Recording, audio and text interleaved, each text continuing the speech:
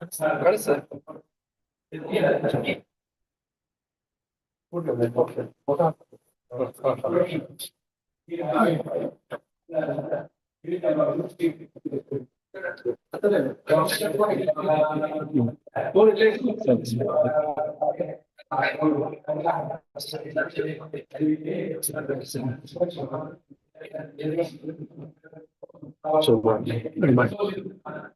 ಶ್ರೀ ಗುರುಭ್ಯೋ ನಮಃ ಪರಮ ಗುರುಭ್ಯೋ ನಮಃ ಶ್ರೀಮದಾನಂದ ತೀರ್ಥ ಭಗವತ್ಪಾದಾಚಾರ್ಯ ಗುರುಭ್ಯೋ ನಮಃ ಹರಿ ಓಂ ನಾರಾಯಣಾಯ ಪರಿಪೂರ್ಣ ಗುಣಾರ್ಣವಾಯ ವಿಶ್ವೋದಯ ಸ್ಥಿತಿಲಯೋನ್ನಿಯತಿ ಪ್ರದಾಯ ಜ್ಞಾನಪ್ರದಾಯ ವಿಬುಧಾಸುರ ಸೌಖ್ಯ ದುಃಖ ಸತ್ಕಾರಣಾಯ ವಿತತಾಯ ನಮೋ ನಮಸ್ತೆ ರಾಮಾಯ ರಾಮಭದ್ರಾಯ ರಾಮಚಂದ್ರಾಯ ವಿದ್ಯತೆ ರಘುನಾಥಾಯ ನಾಥಾಯ ಸೀತಾಯ ಪತಯೇ ನಮಃ ಧರ್ಮ ವಿಜ್ಞಾನ ವೈರಾಗ್ಯ ಪರಮೈಶ್ವರ್ಯಶಾಲಿನಃ ಆನಂದತೀರ್ಥ ಭಗವತ್ಪಾದಾನ್ ವಂದೇ ನಿರಂತರಂ ಚಿತ್ರೈಃ ಪದೈಶ್ಚ ಗಂಭೀರೈರ್ವಾಕ್ಯೈರ್ಮಾನೈರಖಂಡಿತೈಃ ಗುರುಭಾವಂ ವಿಂಜಯಂತಿ ಭಾತಿ ಶ್ರೀ ಜಯತೀರ್ಥವಾಕ್ ನೌಮಿನ್ಯಾಯ ಸುಧಾಧಿಕೃಜ್ಜಯ ಮುನೀನ್ ಶ್ರೀಪಾದರಾಟ್ಸನ್ಮಣೀನ್ ವ್ಯಾಸಾರ್ಯಾನ್ ವಿವಿಧಾಗಮಾಬ್ಧಿ ವಿಹರಾನ್ ಶ್ರೀವಾದಿರಾಜಾನಪಿ ವಂದೇಹಂ ಸವರಾನ್ ರಘೂತ್ತಮ ಗುರೂನ್ ವೈದಗ್ಧ್ಯವಾರಾಂ ನಿಧೀನ್ ಶ್ರೀ ಸತ್ಯವ್ರತ ರಾಘವೇಂದ್ರ ಮುನಿಪಾನ್ ಸದ್ಬೋಧ ಸಧ್ಯಾನಪಾನ್ ವಿದ್ಯಾಯಾಂ ವಿಬುಧಾಚಾರ್ಯಂ ವೇದಜ್ಞಾನಾಬ್ಧಿಚಂದಿರಂ ದುರ್ಮತಧ್ವಾಂತಮಾರ್ತಂಡಂ ಸತ್ಯಧ್ಯಾನ ಮುನಿಂ ಭಜೆ ಸತ್ಯಾಭಿಜ್ಞಕರಾಬ್ಜೋತ್ಥಾನ್ ಪಂಚಾಶದ್ವರ್ಷ ಪೂಜಕಾನ್ ಸತ್ಯ ಪ್ರಮೋದ ತೀರ್ಥಾರ್ಯಾನ್ ನೌಮಿನ್ಯಾಯ ಸುಧಾರತಾನ್ ಶಾಸ್ತ್ರೇಷು ಪಾರದರ್ಶ್ವಾನಂ ಶಾಸ್ತ್ರಜ್ಞೇಷು ಚ ವತ್ಸಲಂ ದೀನಭಕ್ತೋದ್ಧಾರಕರಂ ಸತ್ಯಾತ್ಮಾನಂ ಗುರುಂ ಭಜೆ ವಿದ್ಯಾಪೀಠ ವಿಧಾತಾರಂ ವಿದ್ಯಾವಾರಿಧಿ ಚಂದಿರಂ ವಿದ್ಯಾರ್ಥಿ ವತ್ಸಲಂ ವಂದೇ ಮಹಾಮಹಿಮ ಸದ್ಗುರುಂ ಆಪಾದಮೌಲಿ ಪರ್ಯಂತಂ ಗುರೂಣಾಂ ಆಕೃತಿಂ ಸ್ಮರೇತ್ ತೇನ ವಿಘ್ನಾಃ ಪ್ರಣಶ್ಯಂತಿ ಸಿದ್ಧ್ಯಂತಿ ಚ ಮನೋರಥಾಃ ಶ್ರೀ ಗುರುಭ್ಯೋ ನಮಃ ಹರಿ ಓಂ ಸರ್ವೋತ್ತಮನಾದಂತಹ ಅನಂತ ಗುಣಪೂರ್ಣನಾದ ಜಗಜ್ಜನ್ಮಾದಿ ಕಾರಣನಾದಂತಹ ಆ ಸರ್ವೇಶ್ವರನಾದ ಶ್ರೀರಾಮಚಂದ್ರನ ಅತ್ಯದ್ಭುತವಾದಂತಹ ಮಹಿಮೆಗಳನ್ನು ಜಗತ್ತಿಗೆ ಸಾರುವಂತಹ ರಾಮಾಯಣ ಅದು ಅಭೂತಪೂರ್ವವಾದಂತಹ ಮೋಕ್ಷಪ್ರದವಾದಂತಹ ಗ್ರಂಥ. ಅದನ್ನು ಶ್ರವಣ ಮಾಡಿದರೆ, ಅದರ ಅಧ್ಯಯನ ಮಾಡಿದರೆ, ಅಲ್ಲಿ ಇರುವಂತಹ ಕಥೆಯನ್ನು ನಾವು ಭಕ್ತಿಯಿಂದ ಆದರದಿಂದ ಅಲ್ಲಿ ಬಂದಂತಹ ಮಹಿಮೆಗಳನ್ನು, ಪರಮಾತ್ಮನ ಗುಣಗಳನ್ನು ನಾವು ಶ್ರವಣ ಮಾಡಿದರೆ ನೇರವಾಗಿ ಮೋಕ್ಷವೇ ಆಗ್ತದೆ. ಅಷ್ಟು ಅದ್ಭುತವಾದಂತಹ ಮಹಿಮೆ ಪರಮಾತ್ಮನದ್ದು. ಅದರಲ್ಲಿ ಅನೇಕ ಭಾಗಗಳನ್ನು ನಾವು ಇಷ್ಟು ದಿವಸಗಳ ಕಾಲ ಕೇಳಿದ್ದೇವೆ. ಇವತ್ತು ರಾಮನವಮಿ. ರಾಮನವಮಿ ಅಂತಂದರೆ ಅದು ರಾಮಚಂದ್ರ ದೇವರು ತಾವು ಅತ್ಯಂತ ಭಕ್ತಿಯಿಂದ ನಮನವನ್ನು ಮಾಡುವಂತಹ, ಭಕ್ತಿಯಿಂದ ಆರಾಧನೆಯನ್ನು ಮಾಡುವಂತಹ ಸಮಸ್ತ ಸಜ್ಜನರಿಗೆ ಉದ್ಧಾರವನ್ನು ಮಾಡುವುದಕ್ಕೆ ನಿಂತಿರುವಂತಹ ಪರಮಾತ್ಮನ ದಿವ್ಯವಾದ ಭವ್ಯವಾದಂತಹ ಇವತ್ತಿನ ದಿವಸ. ಆದ್ದರಿಂದ ಇವತ್ತು ಆ ಪರಮಾತ್ಮನ ಸ್ಮರಣೆಯಾಗಬೇಕು. ಆ ಪರಮಾತ್ಮನನ್ನು ನಾವು ನೆನೆಸಿಕೊಳ್ಳಬೇಕು. ಅವನ ಉಪಕಾರ ಸ್ಮರಣೆಯನ್ನು ನಾವು ಮಾಡಬೇಕು. ಆದ್ದರಿಂದ ಸುಂದರ ಕಾಂಡದ ಕೆಲವು ಮಾತುಗಳನ್ನು ನಾವು ಇಲ್ಲಿ ಕೇಳೋಣ. ಹೇಳಲಿಕ್ಕೆ ಪ್ರಯತ್ನವನ್ನು ನಾನು ಮಾಡ್ತೇನೆ. ಸುಂದರಕಾಂಡದಲ್ಲಿ ಹನುಮಂತ ದೇವರು ಶ್ರೀರಾಮಚಂದ್ರನ ಸೇವೆಯನ್ನು ಮಾಡಿದ್ದಾರೆ. ಆ ಸೇವೆಯ ಪರಿಯನ್ನು ಸುಂದರಕಾಂಡದಲ್ಲಿ ಶ್ರೀಮದ್ ಆಚಾರ್ಯರು ವರ್ಣನೆ ಮಾಡ್ತಾರೆ. ಶ್ರೀಮನ್ ಮಹಾಭಾರತ ತಾತ್ಪರ್ಯ ನಿರ್ಣಯ ಎಂಬಂತಹ ಗ್ರಂಥವನ್ನು ರಚನೆ ಮಾಡಿ ಅಲ್ಲಿ 7ನೇ ಅಧ್ಯಾಯದಲ್ಲಿ ಸುಂದರಕಾಂಡ ಎಂಬ ಭಾಗ, ಅಲ್ಲಿ ಆ ವಾಯುದೇವರ, ಹನುಮಂತ ದೇವರ ಮಹಿಮೆಯನ್ನು, ಅವರ ಸೇವೆಯನ್ನು ವರ್ಣನೆ ಮಾಡ್ತಾರೆ. ಹನುಮಂತ ದೇವರ ಮಹಿಮೆ ಏನು ಅಂತಂದರೆ, ಹನುಮಂತ ದೇವರ ಗುಣಗಳನ್ನು ನಾವು ತಿಳಿಯಬೇಕಾದಾಗ ಶ್ರೀರಾಮಚಂದ್ರನ ದಾಸ್ಯತ್ವವೇ ಅವರ ಮಹಾಗುಣ. ರಾಮಚಂದ್ರನ ಸೇವೆಯನ್ನೇನು ಮಾಡ್ತಾರಲ್ಲ ಹನುಮಂತ ದೇವರು, ಆ ಸೇವೆ ಅಂತನ್ನುವುದೇ ಅವರ ಒಂದು ದೊಡ್ಡ ಗುಣ, ಮೊದಲನೆಯ ಸ್ಥಾನದಲ್ಲಿರುವಂತಹ ಗುಣ. ಉಳಿದೆಲ್ಲ ಆಮೇಲೆ ಇಟ್ಕೊಳ್ಬೇಕು. ಮೊದಲು ಭಗವಂತನಲ್ಲಿ ಭಕ್ತಿ, ಭಗವಂತನ ಸೇವೆ, ಭಗವಂತನ ಕೈಂಕರ್ಯವನ್ನು, ಭಗವಂತನ ದಾಸ್ಯವನ್ನೇನು ಮಾಡ್ತಾರಲ್ಲ ಹನುಮಂತ ದೇವರು, ಅದು ಆ ಹನುಮಂತ ದೇವರಲ್ಲಿರುವ ಮೊದಲನೆಯ ಸ್ಥಾನದಲ್ಲಿರುವ ಗುಣ. ಅಷ್ಟು ಪರಿಯಾದಂತಹ ಸೇವೆಯನ್ನು ಆ ರಾಮಚಂದ್ರನ ಸೇವೆಯನ್ನು ಹನುಮಂತ ದೇವರು ಮಾಡ್ತಾರೆ. ಅದನ್ನು ಆಚಾರ್ಯರು ಅತ್ಯಂತ ದಿವ್ಯವಾಗಿ 7ನೇ ಅಧ್ಯಾಯದಲ್ಲಿ ತಾತ್ಪರ್ಯ ನಿರ್ಣಯದಲ್ಲಿ ವರ್ಣಿಸ್ತಾರೆ. ಆ ಭಾಗವನ್ನು ನಾವು ಕೇಳಿ ಆ ಪರಮಾತ್ಮನ, ವಾಯುದೇವರ, ಸೀತಾದೇವಿಯ ಇತ್ಯಾದಿಗಳ ಅನುಗ್ರಹಕ್ಕೆ ನಾವು ಪಾತ್ರರಾಗೋಣ ಅಂತ ಹೇಳ್ತಾ 4 ಮಾತುಗಳನ್ನು ನಾನು ಹೇಳಲಿಕ್ಕೆ ಪ್ರಯತ್ನ ಮಾಡ್ತೀನಿ. ಶ್ರೀ ಗುರುಭ್ಯೋ ನಮಃ. ಹರಿ ಓಂ. ರಾವಣ ಬಂದಿದ್ದಾನೆ, ಬಂದು ಸೀತೆಯನ್ನು ಅಪಹಾರ ಮಾಡಿಕೊಂಡು ಹೋಗಿದ್ದಾನೆ, ಎಲ್ಲ ಆಗಿದೆ, ಅನ್ವೇಷಣೆ ಮಾಡ್ತಾ ಇದ್ದಾರೆ. ಶ್ರೀರಾಮಚಂದ್ರ ಅತ್ಯಂತ ದುಃಖಿತನಾದಂತೆ ನಟನೆ ಮಾಡ್ತಾ ಇದ್ದ.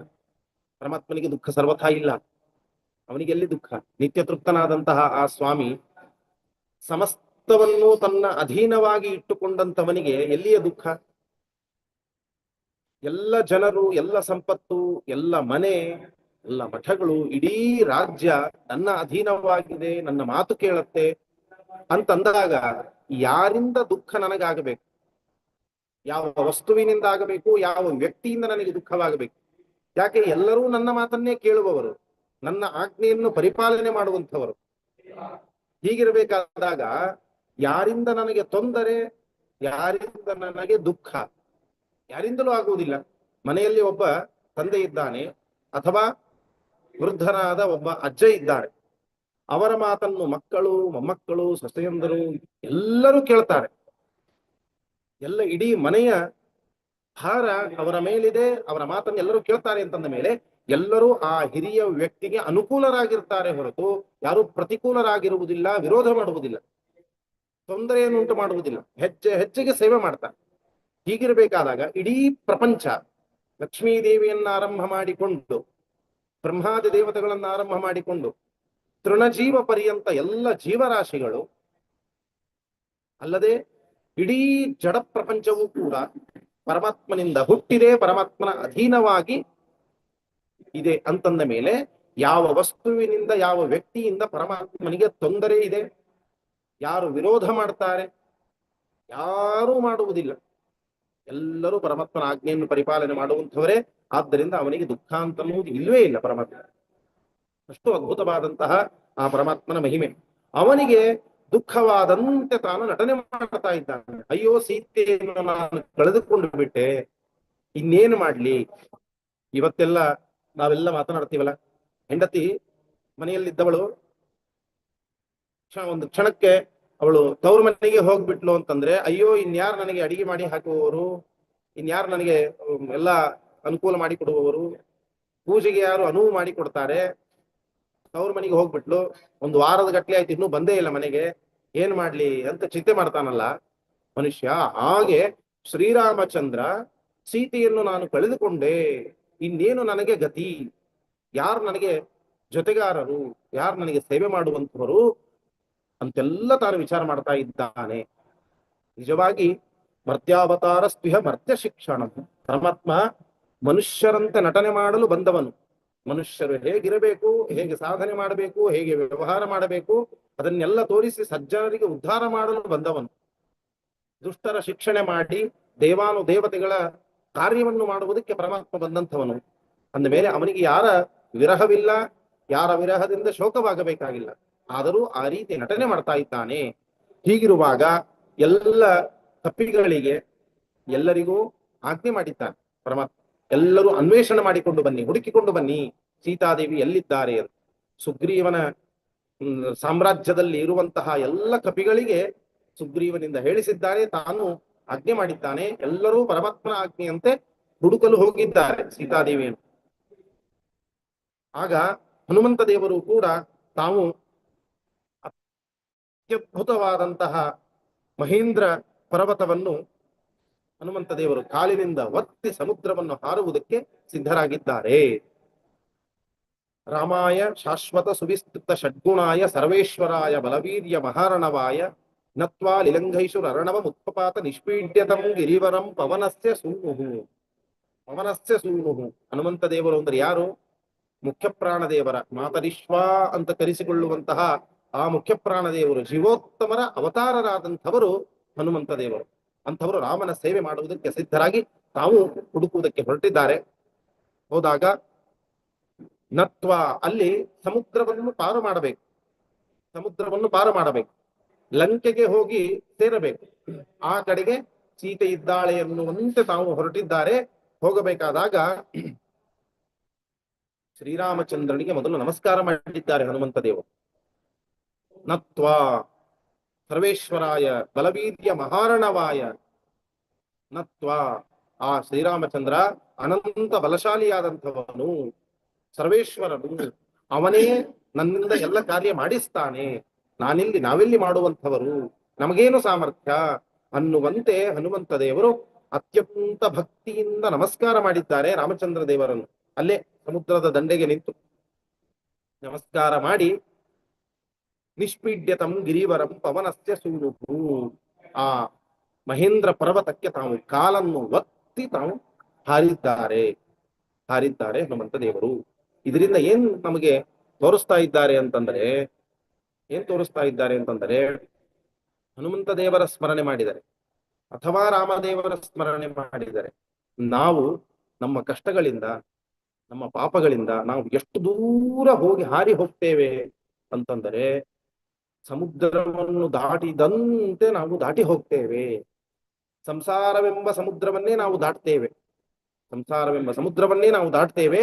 ಯಾವಾಗ ಅಂತಂದ್ರೆ ಪರಮಾತ್ಮನ ಆರಾಧನೆ, ಪರಮಾತ್ಮನ ಸ್ಮರಣೆ, ಪರಮಾತ್ಮನ ಧ್ಯಾನ, ವಾಯುದೇವರನ್ನು ಉಪಾಸನೆ ಮಾಡಿದರೆ, ಹನುಮಂತ, ಭೀಮಸೇನ ದೇವರು, ಆಚಾರ್ಯರು ಅವರ ಶಾಸ್ತ್ರಗಳನ್ನು ನಾವು ಅಧ್ಯಯನ ಶ್ರವಣಾದಿಗಳನ್ನು ಮಾಡಿದಾಗ, ಈ ರೀತಿಯಾಗಿ ರಾಮಾಯಣ, ಮಹಾಭಾರತ, ಹರಿವಂಶ ಮುಂತಾದ ಗ್ರಂಥಗಳ ಶ್ರವಣವನ್ನು ಮಾಡಿದಾಗ ನಾವು ಇದೇ ರೀತಿ ಹನುಮಂತನಂತೆ ನಾವು ಸಂಸಾರವೆಂಬ ಸಮುದ್ರವನ್ನೇ ದಾಟಿ ಹೋಗ್ತೇವೆ ಅನ್ನುವ ಸಂದೇಶವನ್ನು ಇಲ್ಲಿ ಕೊಡ್ತಾ ಇದ್ದಾರೆ. ನಿಷ್ಪೀಡ್ಯತಂ ಗಿರಿವರಂ ಪವನಸ್ಯ ಸೂನುಹು.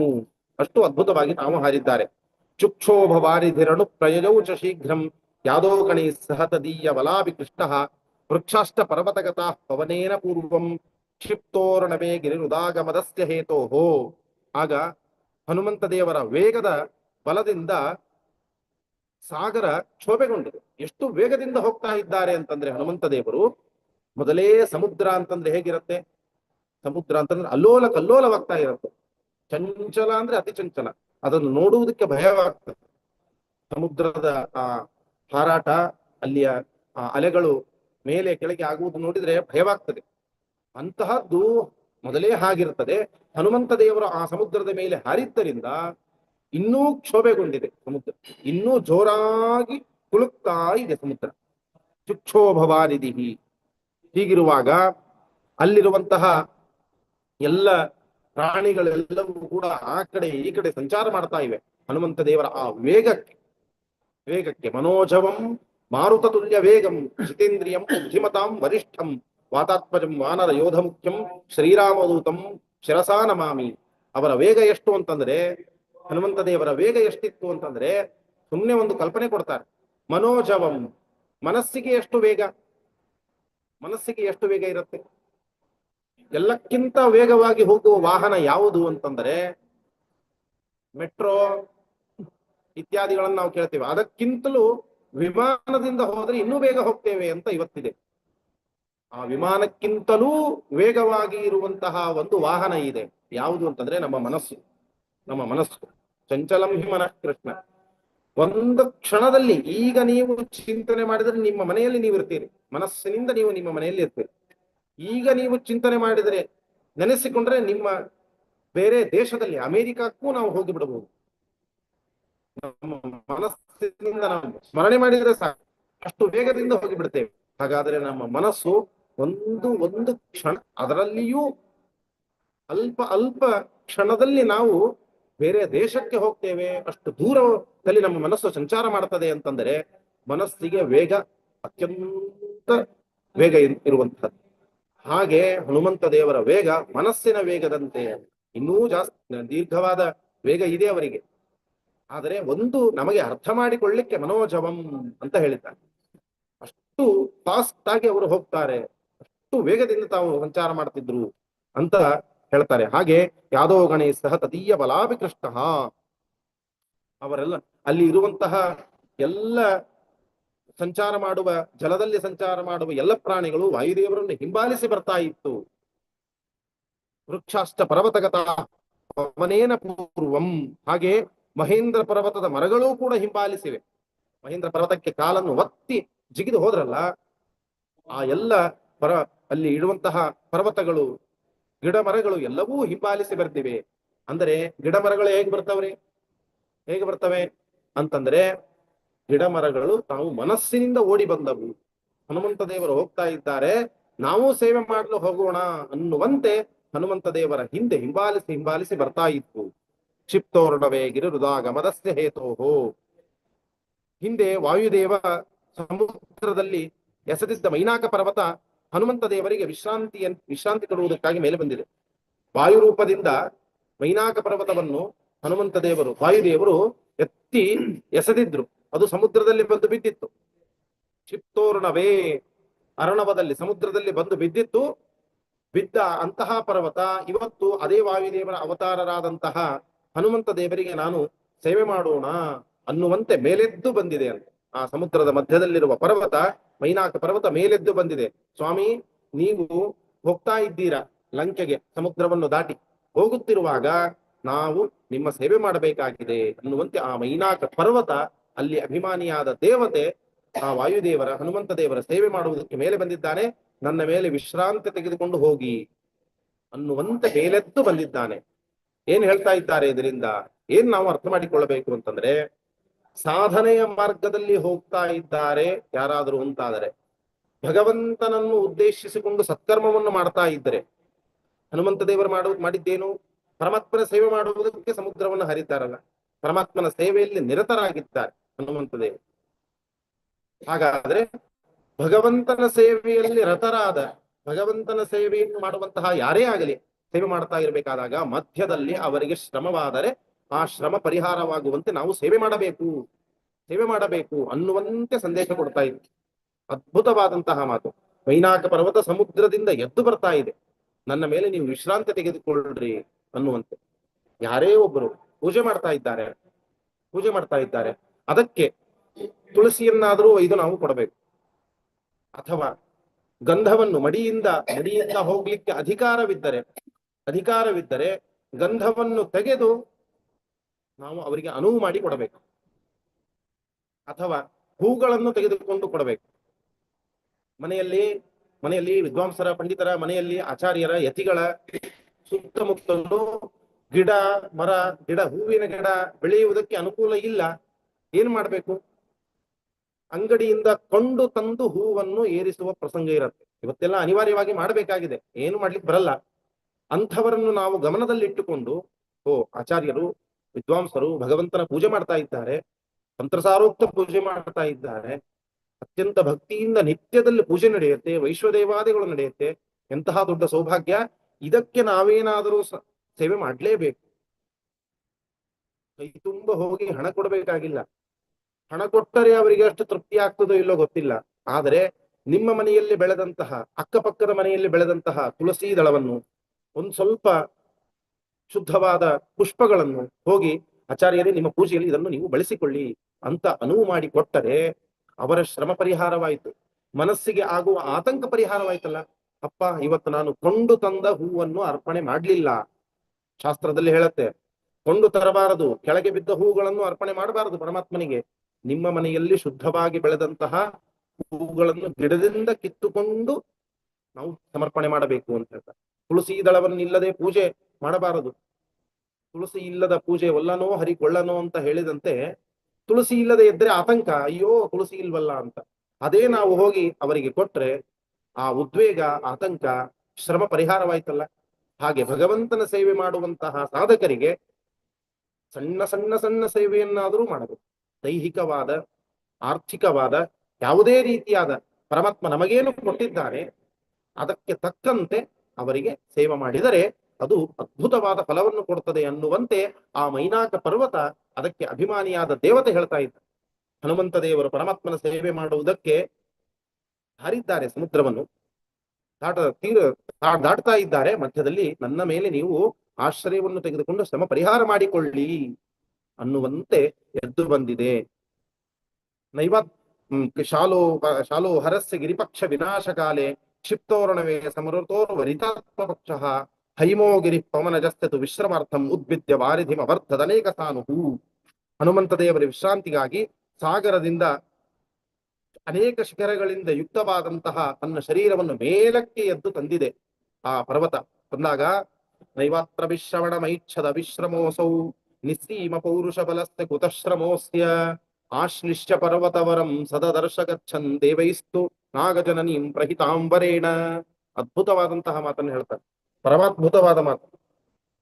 ನೈವ ಅತ್ರ ವಿಶ್ರವಣ ಮೈಚ್ಛದ ವಿಶ್ರಮೋಸೌ. ಹನುಮಂತ ದೇವರು ಆ ಪರ್ವತ ನಾನು ಸೇವೆ ಮಾಡ್ತೇನೆ ಅಂತ ನನ್ನ ಮೇಲೆ ವಿಶ್ರಾಂತಿಯನ್ನು ತೆಗೆದುಕೊಳ್ಳಿ ಅಂತ ಬಂದ್ರೆ ವಿಶ್ರಾಂತಿ ತೆಗೆದುಕೊಳ್ಳಿಲ್ಲ ಹನುಮಂತ ದೇವರು. ಯಾಕೆ ತೆಗೆದುಕೊಳ್ಳಿಲ್ಲ? ತಿರಸ್ಕಾರ ಮಾಡಿದರ. ಈಗ ನಾನು ಉದಾಹರಣೆ ಕೊಟ್ಟೆ, ಯಾರಾದರೂ ಪೂಜೆ ಮಾಡಬೇಕಾದಾಗ ಪುಷ್ಪವನ್ನು ತುಳಸಿಯನ್ನು ಕೊಡಬೇಕು ಅಂತ ಕೊಟ್ಟಾಗ ನಿಮ್ಮ ಹೂಗಳು ನೀವು ತಂದ ತುಳಸಿ ದಳ ನನಗೆ ಬೇಕಾಗಿಲ್ಲ ಅಂತ ಹೇಳಿದ್ರೆ ತಿರಸ್ಕಾರ ಭಾವ ತಾನೇ ಅದು. ತಿರಸ್ಕಾರ ಮಾಡಿದಂತೆ. ಹಾಗೆ ಮಾಡಬಾರದು. ತಂದು ಕೊಡ್ತಾ ಇದ್ದಾರೆ ಅಂದ್ರೆ ಸ್ವೀಕಾರ ಮಾಡಿ ಪರಮಾತ್ಮನನ್ನು ಪಾದಕ್ಕೆ ಏರಿಸ್ಬೇಕದನ್ನು. ನಮಗೂ ಪುಣ್ಯ, ಕೊಟ್ಟವರಿಗೂ ವಿಶೇಷ ಫಲ ಸಿಗುತ್ತೆ. ಹಾಗೆ ಹನುಮಂತ ದೇವರು ವಿಶ್ರಾಂತಿಯನ್ನು ತೆಗೆದುಕೊಳ್ಬೇಕಾಗಿತ್ತು. ನೈವಾತ್ರ ವಿಶ್ರಮಣ ಮೈಚ್ಛತ್. ಇಚ್ಛೆ ಮಾಡ್ಲಿಲ್ಲ ಅವರು ವಿಶ್ರಾಂತಿಯನ್ನು ತೆಗೆದುಕೊಳ್ಳಿಕ್ಕೆ. ಯಾಕೆ ಅಂದ್ರೆ ಅವಿಶ್ರಮೋಸೌ. ಅವಿಶ್ರಮೋಸೌ ವ್ಯತ್ಯಾಸ ಇದೆ. ನಾನು ಕೊಟ್ಟ ಉದಾಹರಣೆಗೂ ಇಲ್ಲಿ ನಡೆಯುವಂತಹ ಪ್ರಸಂಗಕ್ಕೂ ಆಕಾಶ ಪಾತಾಳದಷ್ಟು ವ್ಯತ್ಯಾಸ ಇದೆ. ಯಾಕೆ ಅಂದ್ರೆ ಹನುಮಂತ ದೇವರು ತಾವು ವಿಶ್ರಾಂತಿಯನ್ನು ತೆಗೆದುಕೊಳ್ಳಬೇಕು ಅಂದ್ರೆ ಅವರಿಗೆ ಮೊದಲಿಗೆ ಶ್ರಾಂತಿ ಆಗಬೇಕು, ಶ್ರಮವಾಗಿರಬೇಕಲ್ಲ. ಶ್ರಮವಾದರೆ ತಾನೇ ವಿಶ್ರಾಂತಿ ತೆಗೆದುಕೊಳ್ಳಬೇಕು. ಶ್ರಮವೇ ಆಗದವನು ವಿಶ್ರಾಂತಿ ಯಾಕೆ ತೆಗೆದುಕೊಳ್ಳಬೇಕು ಅಲ್ವಾ? ಅವಿಶ್ರಮ ಅಸೌ. ಅವಿಶ್ರಮರಾಗಿದ್ದಾರೆ ಹನುಮಂತ ದೇವರಿಗೆ. ಶ್ರಮವೇ ಇಲ್ಲ. ಅತ್ಯಂತ ಸಮರ್ಥರು. ಹಸವೇ ಆಗದೇನೆ ನಿಮಗೆ ನಾನು ನೂರಾರು ಪದಾರ್ಥಗಳನ್ನು ಅಡಿಗೆ ಮಾಡಿ ಬಡಿಸ್ತೇನೆ, ಊಟ ಮಾಡಿ ಅಂತಂದ್ರೆ ಯಾರು ಮಾಡ್ತಾರೆ? ಅಯ್ಯೋ ಬೇಡ ಅಂತ ಹೇಳಿದ್ರೆ ತಿರಸ್ಕಾರವಾಗ್ತದೆ ಅಂತ ಹೇಳಿ ಊಟ ಮಾಡ್ತೇನೆ ಅಂತ ಕೂಡ್ತಾರೆ ಯಾರಾದ್ರೂ? ನನಗೆ ಹೊಟ್ಟೆ ತುಂಬಿದೆ, ಊಟ ಮಾಡಿಕೊಂಡು ಬಂದಿದ್ದೇನೆ, ಬೇಡ ಒಂದ್ ಸ್ವಲ್ಪ ನೀರು ಕೊಟ್ಬಿಡಿ ಸಾಕು, ಇದು ವ್ಯವಹಾರಕ್ಕೆ ಹೇಳ್ತೇವೆ. ಊಟವನ್ನು ಮಾಡುವುದಿಲ್ಲ. ಅಜೀರ್ಣೇ ಭೋಜನಂ ವಿಷಂ. ಜೀರ್ಣವಾಗಲಿಲ್ಲ, ಹೊಟ್ಟೆ ಹಸಿದಿಲ್ಲ ಅಂತ ಆದ್ರೆ ಭೋಜನ ಅತ್ಯಂತ ರುಚಿ ರುಚಿಯಾದ ಪದಾರ್ಥಗಳು ವಿಷದಂತೆ ಕಾಣುತ್ತೆ ಮನುಷ್ಯನಿಗೆ. ಹೀಗಿರ್ಬೇಕಾದ್ರೆ ಶ್ರಮವೇ ಇಲ್ಲದಂಥವರಿಗೆ ವಿಶ್ರಾಂತಿಯನ್ನು ತೆಗೆದುಕೊಳ್ಳುವಂತಂದಾಗ ಏನ್ ಅರ್ಥ ಆಗುತ್ತೆ? ಅವರು ಇಚ್ಛೆ ಮಾಡ್ಲಿಲ್ಲ ನಾನು ವಿಶ್ರಾಂತಿ ತೆಗೆದುಕೊಳ್ತೀನಿ ಅಂತ. ಯಾಕೆ? ಅವಿಶ್ರಮ ಅಸೌ. ಎಲ್ಲ ಮನುಷ್ಯ ಆಕ್ಟಿವ್ ಇದ್ದಾನೆ, ಫ್ರೆಶ್ ಆಗಿದ್ದಾನೆ, ಎಲ್ಲ ವಿಶ್ರಾಂತಿ ತೆಗೆದುಕೊಂಡಾಗಿದೆ, ಮಲಗಿ ಎದ್ದಿದ್ದಾನೆ. ಮತ್ತೆ ಮಲ್ಕೊಂಡ್ರೆ ಅವನಿಗೇನಂತಾರೆ? ಕುಂಭಕರ್ಣ ಅಂತ ಕರೀತಾರೆ. ಕುಂಭಕರ್ಣನಂತೆ ನೀನು ಮಲಗ್ತೀಯಾ ಅಂತ ನಿಂದೆ ಮಾಡ್ತಾರೆ, ಅಪಹಾಸ್ಯ ಮಾಡ್ತಾರೆ ಅಲ್ವಾ? ನಿಷ್ಕ್ರಿಯನಾಗಿ ಜವಾಬ್ದಾರಿ ಹೀನನಾಗಿ ನೀನು ಮಲಗಿಕೊಳ್ತೀಯಾ ಅಂತ ಹೇಳ್ತಾರಲ್ಲ. ಹಾಗೆ ಶ್ರಮವಿಲ್ಲದೆ ಇದ್ದಾಗ ಮಲಗಿದರೆ ಅದು ದೋಷವಾಗ್ತದೆ. ಶ್ರಮ ನಮಗೆ ಇರತ್ತೆ, ಶ್ರಮ ಪರಿಹಾರವಾದ ಮೇಲೆ ಮಲಗಬಾರದು, ಸುಮ್ಮನೆ ಕೂತ್ಕೊಳ್ಬಾರದು ಆಲಸ್ಯದಿಂದ ಅಲ್ವಾ? ಹೀಗಿರುವಾಗ ಹನುಮಂತ ದೇವರಿಗೆ ಶ್ರಮವೇ ಇಲ್ಲ. ಅವಿಶ್ರಮ. ಅತ್ಯಂತ ಸಮರ್ಥರು ಹನುಮಂತ ದೇವರು. ಯಾವ ಶ್ರಮವೂ ಇಲ್ಲ ಅವರಿಗೆ. ಅಂದ ಮೇಲೆ ಯಾಕೆ ಅವರು ಅಲ್ಲಿ ವಿಶ್ರಾಂತಿಯನ್ನು ತೆಗೆದುಕೊಳ್ಳಬೇಕು ಅನ್ನುವಂತೆ, ಯಾಕೆ? ನಿಸ್ಸೀಮ ಪೌರುಷ ಬಲಸ್ಯ ಕುತಶ್ರಮೋಸ್ಯ. ನಿಸ್ಸೀಮವಾದಂತಹ ಬಲ ಆ ಹನುಮಂತ ದೇವರಿಗೆ ಇರುವಂತಹ ಬಲ ಎಂತಹದ್ದು ಅಂತಂದರೆ ಅದು ನಿಸ್ಸೀಮವಾದಂತಹ ಬಲ. ಅದಕ್ಕೆ ಸೀಮೆಯೇ ಇಲ್ಲ. ಅಷ್ಟು ಬಲಶಾಲಿಗಳಾಗಿದ್ದಾರೆ ಹನುಮಂತ ದೇವರು, ಅಷ್ಟು ಬಲಶಾಲಿಗಳಾಗಿದ್ದಾರೆ. ಅಂದರೆ ಹನುಮಂತ ದೇವರು ಯಾರು ಅನ್ನುವುದನ್ನು ನಾವು ಅರ್ಥ ಮಾಡಿಕೊಳ್ಳಬೇಕು. ಮೊದಲು ಪರಮಾತ್ಮ, ಅದಾದ ಮೇಲೆ ಮಹಾಲಕ್ಷ್ಮೀದೇವಿ, ಅದಾದ ನಂತರ ಬ್ರಹ್ಮ ಮತ್ತು ವಾಯುದೇವರ ಸ್ಥಾನ ಇದೆ. ಅಂದ ಮೇಲೆ ಆ ಹನುಮಂತ ದೇವರಿಗೆ, ವಾಯುದೇವರಿಗೆ ಎಷ್ಟು ಬಲ ಇರ್ಲಿಕ್ಕಿಲ್ಲ, ಎಷ್ಟು ಬಲ ಇರ್ಲಿಕ್ಕಿಲ್ಲ. ಊಹೆ ಮಾಡ್ಲಿಕ್ಕೆ ಸಾಧ್ಯ ಇಲ್ಲ. ಇಡೀ ಬ್ರಹ್ಮಾಂಡವನ್ನು ನಾನು 2 ಭಾಗ ಮಾಡಿ ತಾಳವನ್ನು ತಟ್ಟೇನೆ ಅಂತ ಹೇಳ್ತಾರೆ ಹನುಮಂತ ದೇವರು, ವಾಯುದೇವರು. ಇಡೀ ಬ್ರಹ್ಮಾಂಡವನ್ನು, ಅಮ್ಮ ತಾಳ ಅಲ್ಲ, ಬ್ರಹ್ಮಾಂಡವನ್ನೇ 2 ಹೋಳು ಮಾಡಿ 2 ಭಾಗ ಮಾಡಿ ತಾಳದಂತೆ ತಟ್ಟುವ ಕುಟ್ಟುವ ಸಾಮರ್ಥ್ಯ ನನಗಿದೆ, ಅದು ಪರಮಾತ್ಮನ ಅನುಗ್ರಹದಿಂದ ಬಂದಿದೆ ಅಂತ ಹೇಳುವ ಮಹಾನುಭಾವರು ಹನುಮಂತ ದೇವರು. ಅಂದ ಮೇಲೆ ಅವರ ಬಲಕ್ಕೆ ಮಾನದಂಡ ಇಲ್ಲ, ಅಳತೆ ಇಲ್ಲ. ಅಷ್ಟು ಅದ್ಭುತವಾದ, ನಿಸ್ಸೀಮವಾದ, ಅಪರಿಮಿತವಾದ ಬಲಶಾಲಿಗಳು ಹನುಮಂತ ದೇವರು. ಅದಕ್ಕೆ ಹೇಳ್ತಾರೆ, ನಿಸ್ಸೀಮ ಪೌರುಷ ಬಲಸ್ಯ ಕುತ ಶ್ರಮಸ್ಯ. ಎಲ್ಲಿಂದ ಶ್ರಮವಾಗಬೇಕು ಅವರಿಗೆ? ಶ್ರಮವೇ ಇಲ್ಲ. ಆಶ್ಲಿಷ್ಟ ಪರ್ವತವರಂ ಸದದರ್ಶ ಗಚ್ಚನ್ ದೇವೈಸ್ತು ನಾಗಜನನೀಂ ಪ್ರಹಿತಾಂಬರೇಣ. ಆ ಶ್ರೇಷ್ಠವಾದಂತಹ ಮೈನಾಕ ಪರ್ವತವನ್ನು ಅಲ್ಲಿ ವಿಶ್ರಾಂತಿಯನ್ನು ತೆಗೆದುಕೊಳ್ಳಿಲ್ಲ. ನಾವು ಈಗ ತಾನೇ ಹೇಳಿದ್ನಲ್ಲ, ಹೊಟ್ಟೆ ತುಂಬಿದಾಗ ಏನಾದರೂ ಉಪಹಾರವನ್ನು ಕೊಡ್ಲಿಕ್ಕೆ ಬಂದ್ರೆ ಬೇಡ ಅಂತ ಹೇಳ್ತೇವೆ. ಹಾಗೆ ಹೋದ್ರೆ ಸರಿ ಇರುವುದಿಲ್ಲ ಅಂತ ಏನ್ ಮಾಡ್ತೇವೆ? ಸ್ವಲ್ಪ ನೀರನ್ನು ಕೊಟ್ಬಿಡಿ ಸಾಕು. ಇಷ್ಟು ಕೇಳ್ತಾ ಇದ್ದೀರಿ, ಏನೂ ತೆಗೆದುಕೊಳ್ಳಿಲ್ಲ ಅಂದ್ರೆ ನಿಮಗೆ ದುಃಖವಾಗ್ತದೆ, ಸ್ವಲ್ಪ ನೀರು ಕೊಟ್ಬಿಡಿ ಸಾಕು ಅಂತ ಹೇಳಿ ನೀರು ಕುಡಿದುಕೊಂಡು ಮುಂದೆ ಹೋಗ್ತೇವಲ್ಲ. ಹಾಗೆ ಆಶ್ಲಿಷ್ಯ ಪರ್ವತವರಂ, ಅದನ್ನು ಆಲಿಂಗನ ಮಾಡಿಕೊಂಡಿದ್ದಾರೆ ಪರ್ವತಕ್ಕೆ ಹನುಮಂತ ದೇವರು. ನೋಡಿ ಹೇಗೆ ಅನುಗ್ರಹ ಮಾಡ್ತಾರೆ ಅಂತ. ಹಾಗೆ ಹೊರಟು ಹೋಗ್ಬಿಡಬಹುದಾಗಿತ್ತು. ಶ್ರಮವೇ ಇಲ್ಲ, ನಾನ್ಯಾಕೆ ಶ್ರಮ ತೆಗೆದುಕೊಳ್ಳಿ, ನಾನ್ಯಾಕೆ ವಿಶ್ರಾಂತಿ ತೆಗೆದುಕೊಳ್ಳಿ, ನೀನು ಮತ್ತೆ ಒಳಗಡೆ ಹೋಗಿ ಕೂತ್ಕೋ ಅಂತ ಹೇಳಿ ಹಾಗೆ ಹೊರಟು ಹೋಗ್ಬೇಕಾಗಿತ್ತು. ಹನುಮಂತ ದೇವರಿಗೆ ಯಾರು ಹೇಳುವವರು, ಯಾರು ಕೇಳುವವರು? ಇಬ್ಬರೇ ಹೇಳಬೇಕು, ಇಬ್ಬರೇ ಕೇಳಬೇಕು. ಒಂದು ಲಕ್ಷ್ಮಿ, ಇನ್ನೊಂದು ನಾರಾಯಣರು. ಅವರನ್ನು ಬಿಟ್ಟು ಯಾರು ಹೇಳುವವರು ಕೇಳುವವರಿಲ್ಲ. ಅಷ್ಟು ಅದ್ಭುತವಾದಂತಹ ಸ್ಥಾನ ಅವರದ್ದು. ಹಾಗೆ ಹೋಗ್ಬಿಡಬಹುದಾಗಿತ್ತು, ಹೋಗ್ಲಿಲ್ಲ. ಅನುಗ್ರಹವನ್ನು ಮಾಡುವುದಕ್ಕೆ, ವ್ಯವಹಾರವನ್ನು ತೋರಿಸುವುದಕ್ಕೆ ಹನುಮಂತ ದೇವರು ಆಶ್ಲಿಷ್ಯ ಪರ್ವತವರಂ ಸತದರ್ಶ ಗಚ್ಚನ್ ದೇವೈಸ್ತು ನಾಗಜನನೀಂ, ಹಾಗೆ ಆಲಿಂಗನ ಮಾಡಿಕೊಂಡು ಮುಂದೆ ಹೋಗ್ತಾ ಹೋಗ್ತಾ ಇದ್ದಾರೆ. ಅಲ್ಲಿ ದೇವತೆಗಳ ವರದಿಂದ ಇದ್ದಂತಹ ಆ ನಾಗಮಾತೆಯ ಯಾದ ಕದ್ರುವನ್ನು ಕಂಡಿದ್ದಾರೆ. ಕದ್ರುವನ್ನು ಅಲ್ಲಿ ಕಂಡಿದ್ದಾರೆ. ಮುಂದೆ ಆ ಪರ್ವತವಾದ ಮೇಲೆ ನಾಗಮಾತೆ ಕದ್ರುದೇವಿ, ಅವಳನ್ನು ಅಲ್ಲಿ ಕಂಡಿದ್ದಾರೆ. ಜಿಜ್ಞಾಸುಭಿರ್ನಿಜ ಬಲಂ ತವ ಭಕ್ಷಮೇತು ಯತ್ಯತ್ವಮಿಚ್ಛಸಿ ತದಿತ್ಯಮರೋದಿತಾಯಾಹ ಆಸ್ತ್ಯಂ ಪ್ರವಿಶ್ಯ ಸಪದಿ ಪ್ರವಿನಿಸೃತೋಸ್ಮಾತ್ ದೇವಾನಂದಯದು ತಸ್ಮೃತಬೇಷು ರಕ್ಷನ್. ಹನುಮಂತ ತನ್ನ ಬಲವನ್ನು ತಿಳಿಸುವುದಕ್ಕಾಗಿ, ಸಜ್ಜನ ಸಮುದಾಯಕ್ಕೆ, ಇಡೀ ಪ್ರಪಂಚಕ್ಕೆ ತಿಳಿಸುವುದಕ್ಕಾಗಿ ನೀನು ಬಯಸಿದ್ದೀಯಲ್ಲ, ನಿನಗೆ ಆಹಾರವಾಗಲಿ ನಾನು ಎಂದು ದೇವತೆಗಳು ವರ ಕೊಟ್ಟಿದ್ದಾರೆ. ದೇವತೆಗಳು ವರ ಕೊಟ್ಟಿದ್ದಾರೆ. ನಿನ್ನ ಮೇಲೆ ಯಾರಾದರೂ ಹೀಗೆ ಆಯ್ದು ಹೋಗಬೇಕಾದ್ರೆ ಅವರು ನಿನ್ನ ಬಾಯಿಯಲ್ಲಿ ಸೇರಿಕೊಳ್ಳಬೇಕು, ನಿನ್ನ ಬಾಯಿಯಲ್ಲಿ ಸೇರಿಕೊಳ್ಳಬೇಕು, ನಿನಗೆ ಆಹಾರವಾಗಬೇಕವರು ಅಂತ ದೇವತೆಗಳ ವರದಿಂದ ಅವಳು ಇಲ್ಲಿ ಇದ್ದಳು. ಆದ್ದರಿಂದ ಇವರು ಅವಳ ಮೇಲೆ ಹೋಗ್ತಾ ಇದ್ದಾರೆ. ಹೋಗ್ತಾ ಇರಬೇಕಾದಾಗ ಯದ್ಯತ್ವಮಿಚ್ಛಸಿ ತದತ್ಯಮರೋದಿತಾಯ ಹಾಸ್ಯಂ ಪ್ರವಿಶ್ಯ ಸಬದಿ ಪ್ರವಿನಿಸೃತ. ಅವಳ ದೇವತೆಗಳ ವರವಿದೆ. ಹನುಮಂತ ದೇವರಾದರೂ ಅವಳ ಮೇಲಿಂದ ಹೋಗ್ತಾ ಇದ್ದಾರೆ. ಹಾಗೆ ಮೇಲಿಂದ ಹೋಗುವಂತಿಲ್ಲ. ಏನ್ ಮಾಡಿದ್ರು ಅಂದ್ರೆ ಅವಳು ಬಾಯಿಯನ್ನು ತೆಗೆದಿದ್ದಾಳೆ. ಬಾಯಿಯಲ್ಲಿ ಪ್ರವೇಶ ಮಾಡಿ ಮತ್ತೆ ಹೊರಗಡೆ ಬಂದಿದ್ದಾಳೆ. ದೇವತೆಗಳ ವರವು ಸತ್ಯವಾಯಿತು, ತಮ್ಮ ಕೆಲಸವೂ ಆಯಿತು. ಬಾಯಿಯಲ್ಲಿ ಪ್ರವೇಶ ಮಾಡಿದ್ದಾರೆ, ಹೊರಗಡೆ ಬಂದಿದ್ದಾರೆ, ಮುಂದೆ ಹಾಗೆ ಹೊರಟಿದ್ದಾರೆ. ಎಲ್ಲ ದೇವತೆಗಳಿಗೆ ಅತ್ಯಂತ ಸಂತೋಷವಾಗಿದೆ. ಎಂತಹ ಮಹಿಮೆ! ವಾಯುದೇವರ ಮಹಿಮೆ, ಹನುಮಂತನ ಮಹಿಮೆ, ಅದ್ಭುತವಾದ ಸಂತೋಷವನ್ನು ಪಟ್ಟಿದ್ದಾರೆ. ದೃಷ್ಟ್ವಾ ಸುರಪ್ರಣೀತಾಂ ಬಲಮಸ್ಯ ಚೌಗ್ರಂ ದೇವಾ ಪ್ರತಿಷ್ಠುವರಮುಂ ಸುಮನೋಭಿವೃಷ್ಟ್ಯ. ಎಲ್ಲ ಹೂಗಳನ್ನು ಪುಷ್ಪವೃಷ್ಟಿಯನ್ನು ಮಾಡಿದ್ದಾರೆ. ಅತ್ಯಂತ ಸಂತೋಷ ಪಟ್ಟಿದ್ದಾರೆ ದೇವತೆಗಳು. ವಾಯುದೇವರ ಆ ಮಹಿಮೆಯನ್ನು, ಆ ಚರಿತ್ರೆಯನ್ನು ಕಣ್ಣಿನಿಂದ ನೋಡಿ ಸಂತೋಷ ಪಟ್ಟಿದ್ದಾರೆ. ಲಂಕಾವನಾಯ ಸಕಲಸ್ಯ ಚ ನಿಗ್ರಹೇ ಸಾಮರ್ಥ್ಯಮ ಪ್ರತಿಹತಂ ಪ್ರದತೌ ವಿಧಾತ ಛಾಯಾಪವಾಕ್ಷಿಪದಸೋ ಪವನತ್ವಜಸ್ಯ ಶರೀರಮನುವಿಶ್ಯ ಬಿಭೇದ ಚಾಶು. ಲಂಕೆಗೆ ರಕ್ಷಣೆಗಾಗಿ ಅದರ ಮೇಲೆ ಆಕ್ರಮಿಸಲು ಯಾರೇ ಬಂದರೂ ಕೂಡ ಅವರನ್ನು ಅತ್ಯಂತ ಸಮರ್ಥವಾಗಿ ನಿಗ್ರಹಿಸುವಂತಹ ತಡೆಯಿಲ್ಲದ ಸಾಮರ್ಥ್ಯವನ್ನು ಸಿಂಹಿಕೆ ಎಂಬಂಥವಳಿಗೆ ಬ್ರಹ್ಮದೇವರು ವರವನ್ನು ಕೊಟ್ಟಿರ್ತಾರೆ. ಯಾರು ಲಂಕೆಗೆ ಆಕ್ರಮಣ ಮಾಡ್ಲಿಕ್ಕೆ ಬರ್ತಾರಲ್ಲ ಅವಳನ್ನು ನೀನು ಅವರಿಂದ ಲಂಕೆಗೆ ರಕ್ಷಣೆ ಮಾಡಬೇಕು ಅಂತ ಆ ಸಿಂಹಿಕೆಗೆ ಕೊಟ್ಟಾಗ ಅವಳು ಹನುಮಂತನ ನೆರಳನ್ನು ಕಂಡಿದ್ದಾಳೆ. ನೆರಳನ್ನು ಕಂಡು ಆ ನೆರಳನ್ನು ಸೆಳೆದಿದ್ದಾಳೆ. ಹನುಮಂತನ ನೆರಳನ್ನು ಛಾಯಾಂ ಅವಾಕ್ಷಿಪದಸೋ ಪವನಾತ್ಮಜಸ್ಯ, ಆ ನೆರಳನ್ನು ಸೆಳೆದಿದ್ದಾಳೆ. ಹನುಮಂತ ಅವಳ ಶರೀರವನ್ನು ಪ್ರವೇಶ ಮಾಡಿ ಬೇಗನೆ ಅದನ್ನು ಸೀಳಿದ್ದಾನೆ. ಅವನ ನೆರಳನ್ನು ಸೆಳೆದಿದ್ದಾಳೆ ಸಿಂಹಿಕೆ. ಹನುಮಂತ ದೇವರು ಅವಳ ಶರೀರ ಪ್ರವೇಶ ಮಾಡಿ ಅದನ್ನು ಸೀಳಿ ಬಗೆದು ಹಾಕಿದ್ದಾರೆ. ಎಂತಹ ಬ್ರಹ್ಮದೇವರ ವರವನ್ನು ಇವರೆಂಗೆ ಮೀರಿದರು? ಸಿಂಹಿಕೆಗೆ ಬ್ರಹ್ಮದೇವರ ವರ ಇತ್ತು, ಆಕ್ರಮಣ ಮಾಡಲು ಬಂದವರನ್ನು ಸಂಹಾರ ಮಾಡಬೇಕು, ರಕ್ಷಣೆ ಮಾಡಬೇಕು ಲಂಕಾಪಟ್ಟಣವನ್ನು ಅಂತ.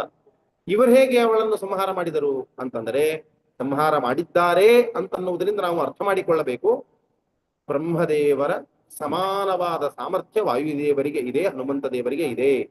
ಪದವಿಯಲ್ಲಿ ವ್ಯತ್ಯಾಸ, ಪದವಿಗಳಲ್ಲಿ ವ್ಯತ್ಯಾಸ. ಬ್ರಹ್ಮದೇವರ ಪದವಿ ಬೇರೆ, ವಾಯುದೇವರ ಪದವಿ ಬೇರೆ, ಅದರ ಸಾಮರ್ಥ್ಯ ಒಂದೇ ಸಾಮರ್ಥ್ಯ. ಮೋಕ್ಷಕ್ಕೆ ಹೋಗುವುದು ವಾಯುದೇವರು ಬ್ರಹ್ಮದೇವರ ಪದವಿಗೆ ಬಂದು ಮೋಕ್ಷಕ್ಕೆ ಹೋಗ್ತಾರೆ, ಇಷ್ಟೇ ವ್ಯತ್ಯಾಸ ಹೊರತು ಸಾಮರ್ಥ್ಯ ಒಂದೇ, ಗುಣಗಳೆಲ್ಲವೂ ಒಂದೇ. ಸಿಗ್ನಲ್ ಅಲ್ಲಿ, ಟ್ರಾಫಿಕ್ ಅಲ್ಲಿ ನಾವು ಸಿಗ್ನಲ್ ಅಲ್ಲಿ ನಿಂತುಕೊಂಡಾಗ ಆ ಸಿಗ್ನಲ್ ಗ್ರೀನ್ ಸಿಗ್ನಲ್ ಬಂದ ತಕ್ಷಣ ಏನ್ ಮಾಡ್ತೇವೆ?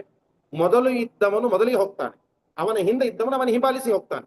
ಸಿಗ್ನಲ್ ಓಪನ್ ಆದ ತಕ್ಷಣ, ರೆಡ್ ಕಲರ್ ಇದ್ದದ್ದು ಗ್ರೀನ್ ಕಲರ್ ಆದ ತಕ್ಷಣ ನಾವು ಏನ್ ಮಾಡ್ತೇವೆ ಅಂದ್ರೆ, ಮೊದಲಿದ್ದವನು ಮುಂದೆ ಹೋಗ್ತಾನೆ, ಆಮೇಲೆ ಇದ್ದವನು ಅವನ ಹಿಂದೆ ಹೋಗ್ತಾನಲ್ಲ, ಅಷ್ಟೇ ವ್ಯತ್ಯಾಸ. ಆದ್ರೆ ಹೋಗುವುದು, ಆ ಸಿಗ್ನಲ್ ಬಿಟ್ಟ ತಕ್ಷಣ ಎಲ್ಲರೂ ಹೋಗುವುದು ಸಮಾನವಲ್ಲ. ಹಾಗೆ ಹಾಗೆ ಬ್ರಹ್ಮದೇವರು ಮೋಕ್ಷಕ್ಕೆ ಹೋಗುವುದು ಮೊದಲಿಗೆ, ಅವರ ಸ್ಥಾನಕ್ಕೆ ವಾಯುದೇವರು ಮುಂದಿನ ಕಲ್ಪದಲ್ಲಿ ಬಂದು ಬ್ರಹ್ಮದೇವರಾಗಿ ಅವರು ಮೋಕ್ಷಕ್ಕೆ ಹೋಗ್ತಾರೆ, ಇಷ್ಟೇ ಹೊರತು ಸಾಮರ್ಥ್ಯ ಸಮಾನವಾದದ್ದು ಬ್ರಹ್ಮದೇವರಿಗೆ ವಾಯುದೇವರಿಗೆ. ಆದ್ದರಿಂದ ಆ ಬ್ರಹ್ಮದೇವರ ವರವನ್ನು ಗೌರವದಿಂದ ಮೀರಿ ಅವರು ಆ ಸಿಂಹಿಕೆಯನ್ನು ಸಂಹಾರ ಮಾಡಿದ್ದಾರೆ. ನಿಸ್ಸೀಮಮಾತ್ಮಬಲಮಿತ್ಯಮಿರೋ ಅನುರೋ ಅನುದರ್ಶಯಾನೋ ಹತ್ವ ಏವತಾಮಪಿ ವಿಧಾತ ವರಾಭಿಗುಪ್ತಾಂ ಲಂಬೆ ಸಲಂಬ ಶಿಖರೆ ನಿಪಪಾತ ಲಂಕಾಂ ಪ್ರಾಕಾರ ರೂಪ ಖಗಿರಾವತ ಸಂಚುಕೋಚ. ನನ್ನ ಬಲ ಅತ್ಯಂತ ನಿಸ್ಸೀಮವಾದ ಬಲ, ಅಪರಿಮಿತವಾದಂತಹ ಬಲ ಅಂತ ಜಗತ್ತಿಗೆ ತೋರಿಸಬೇಕಾಗಿದೆ. ತೋರಿಸುವುದಕ್ಕೋಸ್ಕರ ಅವಳನ್ನು ಸಂಹಾರ ಮಾಡಿದ್ದಾರೆ. ಸಂಹಾರವನ್ನು ಮಾಡಿ ವಿಸ್ತಾರವಾದಂತಹ ಶಿಖರಗಳಿಂದ ಆ ಲಂಕಾಪಟ್ಟಣ ಕೂಡಿದೆ. ಅದ್ಭುತವಾದಂತಹ ಲಂಕಾಪಟ್ಟಣ. ಏನು ಅದರ ಸೌಂದರ್ಯ, ಏನು ಅದರ ಅದ್ಭುತವಾದ ಕಟ್ಟಡ, ಏನು ಪ್ರಾಕಾರಗಳು, ಏನು ಶಿಖರಗಳು, ಒಂದೊಂದು ಅದ್ಭುತ. ರಾವಣನ ಸಾಮ್ರಾಜ್ಯ ಆದರೂ ಅತ್ಯಂತ ಅದ್ಭುತವಾದಂತಹ ಕಟ್ಟಡ ಆ ಲಂಕಾಪಟ್ಟಣ. ಅದು ಹಾಗಿತ್ತು. ಅಲ್ಲಿ ಪ್ರಾಕಾರ ರೂಪದಿಂದಿರುವ ಲಂಬ ಎಂಬ ಪರ್ವತವನ್ನು ಹಾರಿ ನಿಂತಿದ್ದಾನೆ ಹನುಮಂತ ದೇವರು. ಲಂಬ ಎಂಬ ಪರ್ವತದ ಮೇಲೆ ಹಾರಿ ನಿಂತಿದ್ದಾನೆ. ಪ್ರಾಕಾರ ರೂಪ ಕಿಗಿರಾವತ ಸಂಚುಕೋಚ. ಅದಾದ ಮೇಲೆ ಹನುಮಂತ ದೇವರ ಗಾತ್ರ ಎಷ್ಟು ಅಂತಂದ್ರೆ ಅತ್ಯಂತ ದೊಡ್ಡ ಗಾತ್ರ ಅವರದು. ನಾವು ಚಿತ್ರಗಳಲ್ಲೇ ನೋಡ್ತೇವೆ ಹೇಗೆ ಕೊಟ್ಟಿರ್ತಾರೆ, ಅಷ್ಟೇ ಇಲ್ಲ ಹನುಮಂತ ದೇವರು. ನಮಗೆ ಒಂದು ಸುಮ್ಮನೆ ಕಣ್ಣಿಗೆ ಕಾಣ್ಲಿಕ್ಕೆ ಇವತ್ತೆಲ್ಲ ಫೋಟೋಗಳಲ್ಲಿ, ಚಿತ್ರಗಳಲ್ಲಿ ನಮಗೆ ಕೊಟ್ಟಿದ್ದಾರೆ.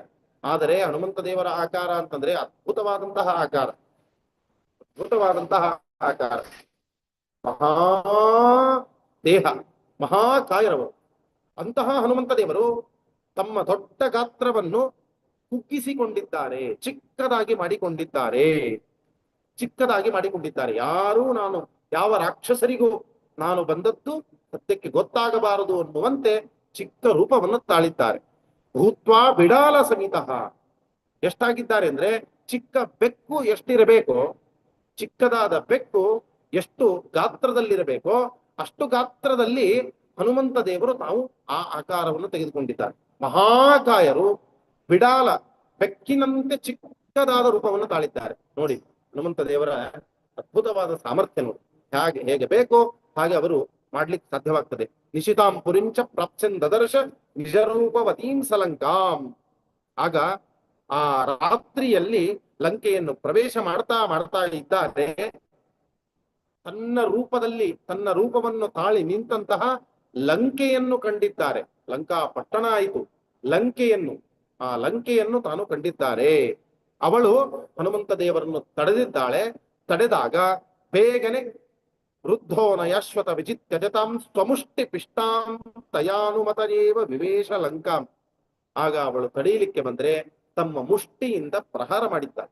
ಮುಷ್ಟಿಯಿಂದ ಪ್ರಹಾರ ಮಾಡಿ ಅವಳನ್ನು ಸಂಹಾರ ಮಾಡಲಿಲ್ಲ, ಲಂಕೆಯನ್ನು ಸಂಹಾರ ಮಾಡಲಿಲ್ಲ, ಮುಷ್ಟಿ ಪ್ರಹಾರವನ್ನು ಮಾಡಿ ಜರ್ಜರಿತಳನ್ನಾಗಿ ಮಾಡಿ ಗೆದ್ದು ಅವಳ ಅನುಮತಿಯನ್ನು ಪಡೆದೇ ಮುಂದೆ ಹೋಗಿದ್ದಾರೆ ಹನುಮಂತದೇ. ನೀವು ಮುಂದೆ ಹೋಗಬಹುದು ಅಂತ ಹೇಳಿದ್ದಾಳೆ ಲಂಕೆ. ನನ್ನಿಂದ ತಡೆಯಲು ಸಾಧ್ಯವಿಲ್ಲ, ಯಾರಿಂದಲೂ ನಿಮ್ಮನ್ನು ತಡೆಯಲು ಸಾಧ್ಯವಿಲ್ಲ, ನೀವು ಅವಶ್ಯವಾಗಿ ಹೋಗಬಹುದು ಒಳಗಡೆ ಅನ್ನುವಂತೆ ಅನುಮತಿಯನ್ನು ಕೊಟ್ಟಿದ್ದಾಳೆ. ಅವರು ಅನುಮತಿಯನ್ನು ತೆಗೆದುಕೊಂಡು ಮುಂದೆ ಹೋಗಿದ್ದಾರೆ. ಮಾರ್ಗಮಾಣೋ ಬಹಿಶ್ಚಾಂತಹ ಸೋಶೋಕ ವನಿಕಾತಲೆ ದದರ್ಶ ಶಂಶುಪಾವೃಕ್ಷ ಮೂಲಸ್ಥಿತ ರಮಾಕೃತಿಂ. ಅಷ್ಟರಲ್ಲಿ ಲಂಕೆಯ ಒಳಗೆ ಮತ್ತು ಹೊರಗೆ ಹುಡುಕ್ತಾ ಹುಡುಕ್ತಾ ಹುಡುಕ್ತಾ ಹನುಮಂತ ದೇವರಿಗೆ ಗೊತ್ತು ಸೀತೆ ಎಲ್ಲಿದ್ದಾಳೆ, ಎಲ್ಲಿ ಯಾವ ಮರದ ಕೆಳಗೆ ಕೂತ್ಕೊಂಡಿದ್ದಾಳೆ ಎಲ್ಲವೂ ಗೊತ್ತು. ಆದರೂ ಆದರೂ ಹುಡುಕುವ ವ್ಯಕ್ತಿ ಬಂದು ಹುಡುಕಿದಂತೆ ತಾವು ಎಲ್ಲ ಕಡೆಗೆ ಅನ್ವೇಷಣೆ ಮಾಡ್ತಾ ಇದ್ದಾರೆ. ಮಾರ್ಗಮಾಣ ಅಶೋಕವನದ ಪ್ರದೇಶದಲ್ಲಿ ಶಿಂಶುಪ ಎಂಬ ಹೆಸರಿನ ಒಂದು ವೃಕ್ಷ, ಆ ವೃಕ್ಷದ ಕೆಳಗಡೆ ಸೀತಾಕೃತಿ, ಆ ಸೀತಾಕೃತಿಯನ್ನು ಇವರು ಕಂಡಿದ್ದಾರೆ. ನರಲೋಕ ವಿಡಂಬಸ್ಯ ಜಾನನ್ ರಾಮಸ್ಯ ಹೃದ್ಗತಂ ತಸ್ಯ ಚೇಷ್ಟಾನುಸಾರೇಣ ಕೃತ್ವಾ ಚೇಷ್ಟಾಶ್ಚ ಸಂವಿದಃ. ನರಲೋಕ ವಿಡಂಬನೆ ಮಾಡುವಂತಹ ಆ ಶ್ರೀರಾಮನ ಮನಸ್ಸಿನಲ್ಲಿ ಇರುವಂತಹ ಎಲ್ಲವನ್ನು ಬಲ್ಲಂತಹ ಹನುಮಂತ, ಶ್ರೀರಾಮಚಂದ್ರನ ಮನಸ್ಸಿನಲ್ಲಿ ಏನೇನ್ ನಡೀತಾ ಇದೆ ಎಲ್ಲವೂ ದಾಸನಾದಂತಹ ಹನುಮಂತ ತಿಳಿದಿದ್ದಾನೆ.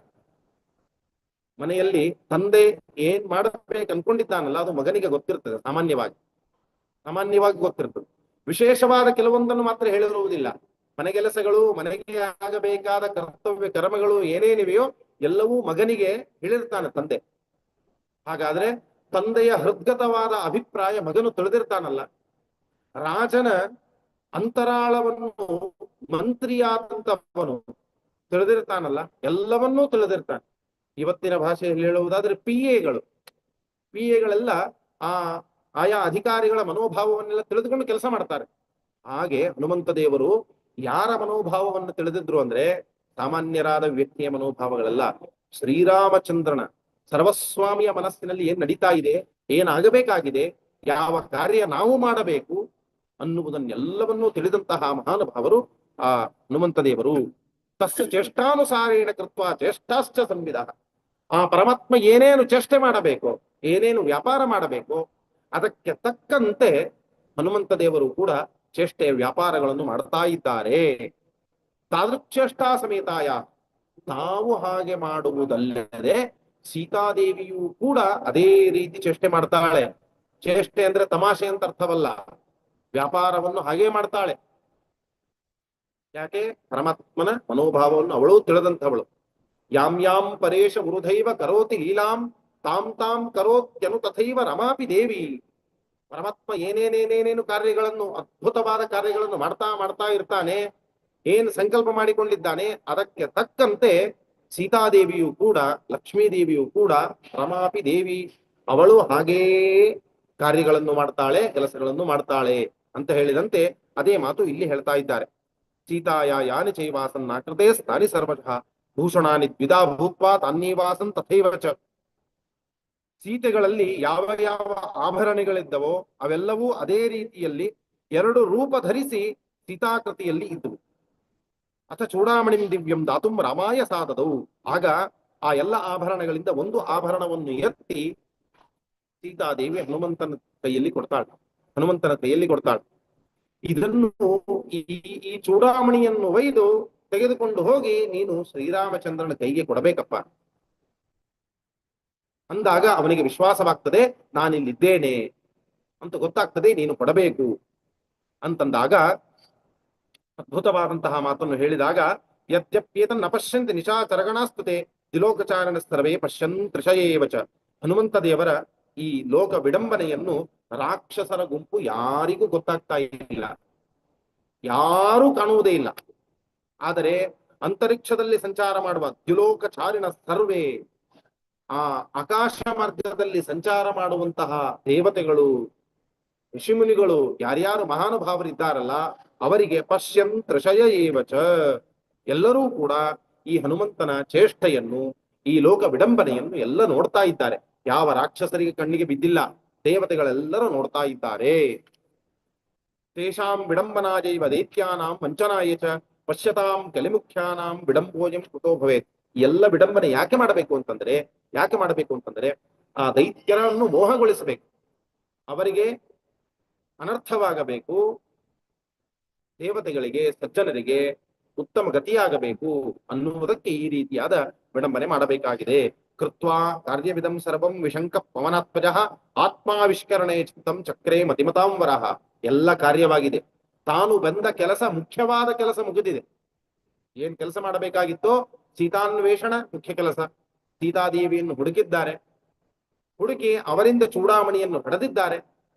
ಇದಾದ ಮೇಲೆ ಮುಖ್ಯ ಕೆಲಸವಂತೂ ಆಯಿತು. ಇನ್ನು ಏನ್ ಮಾಡಬೇಕು ಅಂತಂದರೆ ಹಾಗೆ ಸುಮ್ಮನೆ ಹೋಗುವಂತಿಲ್ಲ. ಹೇಳಿ ಕೇಳಿ ಕಪಿರೂಪದಲ್ಲಿ ಇರುವಂತಹವರು ಹಾಗೆ ಸುಮ್ಮನೆ ಹೋಗ್ಬಿಟ್ರೆ ಮನುಷ್ಯರಂತೆ ಆಗಿಬಿಡತ್ತೆ. ಕಪಿರೂಪದಲ್ಲಿ ಏನು ಮಾಡಬೇಕು ಆ ರೀತಿಯಾದ ಕೆಲಸಗಳನ್ನು ಮಾಡೋಣ ಅಂತ ವಿಚಾರ ಮಾಡಿ ಆತ್ಮಾವಿಷ್ಕರಣೆ ಚಿತ್ತಂ, ತನ್ನನ್ನು ಆವಿಷ್ಕಾರ ಮಾಡಿಕೊಳ್ಳಬೇಕು. ಎಲ್ಲರಿಗೂ ಕಣ್ಣಿಗೆ ಕಾಣಿಸೋಣ, ನಾನು ಕಾಣಿಸ್ಬೇಕು ಅಂತ ಹೇಳಿ ತಾವು ವಿಚಾರ ಮಾಡಿದ್ದಾರೆ. ಅಥವನಮಖಿಲಂ ತದ್ರಾವಣಸ್ಯಾವಲುಂಪ್ಯಕ್ಷಿತಿರುಹಮಿಮಮೇಕಂ ವರ್ಜಯಿತ್ವಾ ಶುವೀರಃ ರಜನಿಚರ ವಿನಾಶಂಕಾಂಕ್ಷಮಾಣೋತಿ ಮೇಲಂ ಮುಹುರತಿರವನಾದಿ ತೋರಣಂ ಚಾರುರೋಹ. ವನಂ ಅಖಿಲಂ, ಇಡೀ ವನವನ್ನು, ಅಲ್ಲಿರುವಂತಹ ಎಲ್ಲ ವನವನ್ನೆಲ್ಲ ಸಂಚಾರ ಮಾಡಿದ್ದಾರೆ ಹನುಮಂತ ದೇವರು. ತಮ್ಮ ರೂಪವನ್ನು ತಾಳಿ, ಚಿಕ್ಕ ರೂಪವನ್ನು ತಾಳಿದರು. ಈಗ ದೊಡ್ಡ ಗಾತ್ರದಿಂದಾಗಿ ಎಲ್ಲರ ಕಣ್ಣಿಗೆ ಕಾಣುವಂತೆ ಇಡೀ ವನವನ್ನು ಸಂಚಾರ ಮಾಡ್ತಾ ಇದ್ದಾರೆ. ಸೀತೆ ಕುಳಿತಿದ್ದಂತಹ ಒಂದು ಶಿಂಶುಪಾ ವೃಕ್ಷವನ್ನು ಬಿಟ್ಟು ಶಿತಿರುಹಮಿಮಮೇಕಂ ವರ್ಜಯಿತ್ವಾ ಸುವೀರಃ ರಜರಚನ ವಿನಾಶಂಕಾಂಕ್ಷಮಾಣಃ. ಸೀತಾದೇವಿ ಕುಳಿತಂತಹ ಯಾವ ಶಿಂಶುಪಾ ವೃಕ್ಷ ಇತ್ತಲ್ಲ, ಅದನ್ನೊಂದು ಬಿಟ್ಟು ಇಡೀ ವನವನ್ನೆಲ್ಲ ಸುಟ್ಟು ನಾಶ ಮಾಡಬೇಕು ಅಂತನ್ನುವಂತಹ ಅಭಿಪ್ರಾಯದಿಂದ ಸಿಂಹಾಸನವನ್ನು, ಆ ಸಿಂಹನಾದವನ್ನು ಮಾಡುತ್ತಾ ಇಡೀ ನಗರದ ಮಹಾದ್ವಾರವನ್ನು ಏರಿ ನಿಂತಿದ್ದಾರೆ. ಮುಹುರತಿ ರವನಾದಿ ತೋರಣಂ ಚಾರುರೋಹ, ಆ ಲಂಕಾಪಟ್ಟಣದ ಮಹಾದ್ವಾರವನ್ನು ಏರಿ ನಿಂತುಕೊಂಡಿದ್ದಾರೆ ಹನುಮಂತ ದೇವರು. ಇಡೀ ವನವನ್ನೇ ನಾಶ ಮಾಡ್ತೇನೆ ನಾನು ಅನ್ನುವಂತೆ. ಅಥಾಶೃಣೋ ದಶಾನನ ಕಪೀಂದ್ರ ಚೇಷ್ಟಿತಂ ಪರಂ ವಿದೇಶ ಕಿಂಕರಾನ್ ಬಹು ಕಪಿರ್ ನಿಗೃಕ್ಷತಾಂತಿ. ಅಷ್ಟರಲ್ಲಿ ರಾವಣನಿಗೆ ಗೊತ್ತಾಗಿದೆ, ಕಣ್ಣಿಗೆ ಕಾಣಿಸಿಕೊಂಡಿದ್ದಾರೆ ಹನುಮಂತ ದೇವರು. ಎಲ್ಲ ರಾಕ್ಷಸರಿಗೆ ಗೊತ್ತಾಗಿದೆ, ಹೋಗಿ ಸುದ್ದಿಯನ್ನು ಹೇಳಿದ್ದಾರೆ. ಈ ರೀತಿಯಾದ ಒಂದು ಕಪಿ ಬಂದಿದೆ, ಕುಚೇಷ್ಟೆ ಮಾಡ್ತಾ ಇದೆ, ಹಾಗೆ ಹೀಗೆ ತಮ್ಮ ಭಾಷೆಯಲ್ಲಿ ತಾವು ಹೇಳಿದ್ದಾರೆ. ಆಗ ರಾವಣನಿಗೆ ಗೊತ್ತಾದಾಗ ಆ ರಾವಣನ ಕಿಂಕರನ್ನು, ದಾಸರನ್ನು, ಅನೇಕ ಕಿಂಕರರು ಅಂದ್ರೆ ಯಾರು? ದೈತ್ಯನಿಗೆ ಕಿಂಕರರು, ದೈತ್ಯರೇ, ರಾಕ್ಷಸರೇ, ಅವರಿಗೆ ಆದೇಶ ಮಾಡ್ತಾನೆ, ಆ ಕಪಿಯನ್ನು ತೆಗೆದುಕೊಂಡು ಕರ್ಕೊಂಡು ಬನ್ನಿ ಇಲ್ಲಿ ಅಂತ. ಯಾರಿಗೆ ಹಿಡಿದುಕೊಂಡು ಬರಬೇಕು ಕಪಿಯನ್ನು? ಕಪಿ ಯಾರು? ಹನುಮಂತ ದೇವರು ಯಾರು? ಜೀವೋತ್ತಮರು. ಯಾವ ಭೀಮಸೇನ ದೇವರಾಗಿದ್ದಾಗ ಇದೇ ವಾಯುದೇವರು ಹನುಮಂತ ದೇವರು ಮುಂದಿನ ಅವತಾರದಲ್ಲಿ ಕಲಿಯ ಸ್ವರೂಪನಾದ ದುರ್ಯೋಧನನನ್ನು ಮಟ್ಟ ಹಾಕಿದರು, ಸಂಹಾರವನ್ನೇ ಮಾಡಿದರು. ಕಲಿಯನ್ನೇ ಸಂಹಾರ ಮಾಡುವಂತಹ ಸಾಮರ್ಥ್ಯವುಳ್ಳ ಹನುಮಂತ ದೇವರು, ವಾಯುದೇವರು, ಈ ಎಲ್ಲ ಕಪಿಗಳಿಗೆ ಏನು ಹೆದರಬೇಕು? ಯಾರ ಕೈಗೆ ಅವರು ಬಂಧಿತರಾಗಬೇಕು? ಯಾರ ಕೈಗೂ ಸಿಗದಂತಹ ಸಾಮರ್ಥ್ಯವುಳ್ಳಂತಹ ಮಹಾನುಭಾವರು ವಾಯುದೇವರು. ಆದರೂ ಇವನಿಗೆ ಗೊತ್ತಿಲ್ಲ, ಆದೇಶ ಮಾಡಿದ್ದಾನೆ ಎಲ್ಲ ರಾಕ್ಷಸರನ್ನು. ಸಮಸ್ತ ಶೋ ವಿಮೃತ್ಯವೋ ವರಾಧರಸ್ತಿ ಕಿಂಕರಾಹ ಸಮಾಸದನ್ ಮಹಾಬಲಂ ಸುರಾಂತರಾತ್ಮನೋಂಗಜಂ. ಎಲ್ಲರೂ ರುದ್ರದೇವರ ವರವನ್ನು ಪಡೆದು ತಾವು ವಿಮುಕ್ತರು, ಯಾರಿಗೂ ಮರಣವೇ ಇಲ್ಲ ಅನ್ನುವಂತೆ ವರವನ್ನು ಪಡೆದಿದ್ದಾರೆ ಅವರೆಲ್ಲ ರಾಕ್ಷಸರು ರುದ್ರದೇವರಿಂದ. ಅಶೀತಿ ಕೋಟಿ ಯೂಥಪಂ ಪುರಸ್ಸರಾಷ್ಟಕಾಯುಧಂ ಅನೇಕ ಹೇತ ಸಂಕುಲಂ ಕಪೀಂದ್ರಂ ಆವರಣೋತ್ಪಲಂ. 80,000 ಸೈನ್ಯದೊಂದಿಗೆ 80 ಕೋಟಿ ಸೇನಾಪತಿಗಳುಳ್ಳಂತಹ ನಾನಾ ಆಯುಧಗಳಿಂದ ಆ ಎಲ್ಲ ರಾಕ್ಷಸರ ಸಮೂಹ ಬಂದು ಹನುಮಂತ ದೇವರನ್ನು ಸುತ್ತುವರೆದಿದೆ. ಅಶೀತಿ ಕೋಟಿ ಯೂಥಪಂ, 80,000 ಸೈನ್ಯ, 80 ಕೋಟಿ ಸೇನಾಧಿಪತಿಗಳುಳ್ಳಂತಹ ನಾನಾ ವಿಧ ಆಯುಧ ಸಮೂಹಗಳನ್ನು ಹಿಡಿದ ರಾಕ್ಷಸರ ಸೈನ್ಯ ಹನುಮಂತನನ್ನು ಬಂದು ಸುತ್ತಮುತ್ತಲು ಸೇರಿಕೊಂಡಿದೆ, ಆವರಿಸಿದೆ. ಸಮಾವೃತ ತಥಾಯುಧೈ ತಥಾಡಿತೈರ್ಭೃಶಂ ಚಕಾರತಾನ್ ಸಮಸ್ತ ಶಸ್ತ್ರ ತಲಪ್ರಹಾರ ಚೂರ್ಣಿತಾನ್. ಬಹಳವಾಗಿ ಬೇಕಾದಷ್ಟು ಆಯುಧಗಳನ್ನು ಪ್ರಯೋಗ ಮಾಡಿದ್ದಾರೆ ರಾಕ್ಷಸರು. ಆ ರಾಕ್ಷಸರ ಆಯುಧಗಳಿಂದ ಹನುಮಂತ ದೇವರು ಮೊದಲಿಗೆ ಹೊಡೆಸಿಕೊಂಡಿದ್ದಾರೆ. ಹೊಡೆಸಿಕೊಳ್ಳುವುದಂದ್ರೇನು? ಸುಮ್ಮನೆ ಬಂದು ದೇಹಕ್ಕೆ ಅದು ಸ್ಪರ್ಶ ಮಾಡಬೇಕಷ್ಟೆ, ಅದರಿಂದ ತೊಂದರೆ, ದುಃಖ, ಗಾಯ ಏನಾಗುವುದಿಲ್ಲ ಹನುಮಂತ ದೇವರಿಗೆ, ಅಷ್ಟು ಸಾಮರ್ಥ್ಯ. ಆದರೂ ಕೂಡ ತಾಡಿತಶ್ಚ ತೈರ್ಭೃಶಂ, ಬೇಕಾದಷ್ಟು ತಾಡಿತಃ ಅವರಿಂದ ಹೊಡೆಸಿಕೊಂಡಿದ್ದಾರೆ. ಚಕಾರತಾನ್ ಸಮಸ್ತ ಶಸ್ತ್ರ ಪ್ರಹಾರ ಚೂರ್ಣಿತಾನ್. ಮೊದಲು ಬೇಕಾದಷ್ಟು ಹೊಡೆಸಿಕೊಂಡ್ರು, ಆಮೇಲೆ ಏನು ಮಾಡ್ತಾರೆ ಅಂತಂದ್ರೆ ಅವರೆಲ್ಲರನ್ನು ತಮ್ಮ ಅಂಗೈಯಿಂದ, ಒಂದೇ ಒಂದು ಕೈಯ ಅಂಗೈಯಿಂದ ಅವರನ್ನು ಮಟ್ಟ ಹಾಕಿದ್ದಾರೆ. ಒಂದೇ ಒಂದು ಅಂಗೈಯ ಏಟಿನಿಂದ ಚೆನ್ನಾಗಿ ಪುಡಿ ಪುಡಿಯಾಗಿ ಮಾಡಿ ಇಟ್ಟಿದ್ದಾರೆ ಎಲ್ಲ ರಾಕ್ಷಸರನ್ನು. ಅವರು ಬೇಕಾದಷ್ಟು ಅಸ್ತ್ರಗಳನ್ನು ಪ್ರಯೋಗ ಮಾಡಿದರು, ಆಯುಧಗಳನ್ನು ತೆಗೆದುಕೊಂಡು ಪ್ರಯೋಗ ಮಾಡಿದರೂ ಕೂಡ ಹನುಮಂತ ದೇವರು ಏನೇನೇನೇನೂ ಆಗಲಿಲ್ಲ. ಆದರೆ ಹನುಮಂತ ದೇವರು ಒಂದೇ ಒಂದು ತಮ್ಮ ಕೈಯಿಂದ ಇಡೀ ರಾಕ್ಷಸರ ಸಮೂಹವನ್ನೇ ಪುಡಿ ಪುಡಿ ಪುಡಿಯಾಗಿ ಮಾಡಿದ್ದಾರೆ.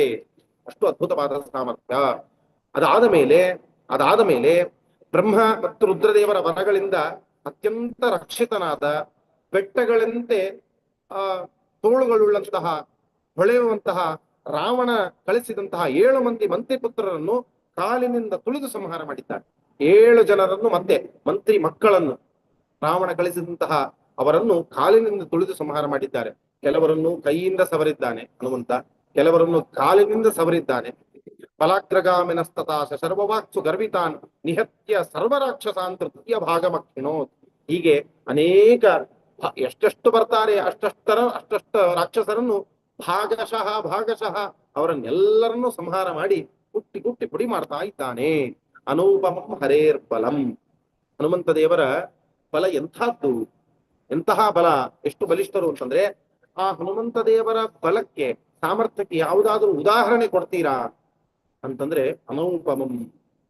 ಅವರ ಬಲಕ್ಕೆ ಉಪಮೇ ಇಲ್ಲ, ದೃಷ್ಟಾಂತವೇ ಇಲ್ಲ. ಪರಮಾತ್ಮನಂತೆ ಯಾರಾದರೂ ಇದ್ದಾರಾ ಹೇಳಿ ನೋಡೋಣ. ಪರಮಾತ್ಮನಿಗೆ ದೃಷ್ಟಾಂತ ಯಾರಾದರೂ ಇದ್ದಾರಾ ಹೇಳಿ ಜಗತ್ತಿನಲ್ಲಿ? ಯಾರನ್ನು ದೃಷ್ಟಾಂತ ಕೊಡಬೇಕು? ಯಾರು ಅನಂತ ಗುಣಪೂರ್ಣರು?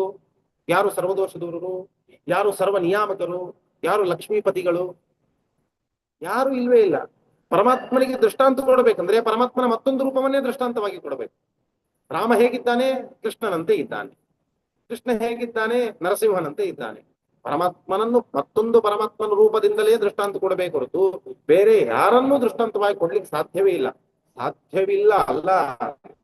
ದೃಷ್ಟಾಂತ ಜಗತ್ತಿನಲ್ಲಿ ಇಲ್ವೇ ಇಲ್ಲ. ಹೇಗೋ ಹಾಗೆ ಹನುಮಂತ ದೇವರನ್ನು ಕೂಡ ಅನೌಪಮಂ ಹರೇರ್ ಬಲಂ, ಉಪಮೆಯೇ ಇಲ್ಲದಂತಹ ಅವರ ಬಲ, ಅಷ್ಟು ಅದ್ಭುತವಾದಂತಹ ಬಲ. ನಿಶಮ್ಯ ರಾಕ್ಷಸಾಧಿಪ. ಇಷ್ಟು ಈ ಕಪಿರೂಪದಲ್ಲಿ ಇರುವಂತಹ ವ್ಯಕ್ತಿ ಇಷ್ಟು ಕುಚೇಷ್ಟೆ ಮಾಡ್ತಾ ಇದ್ದಾನೆ ಅಂತ, ಇಷ್ಟು ಅದ್ಭುತವಾದ ಬಲಶಾಲಿಯಾಗಿದ್ದಾನೆ.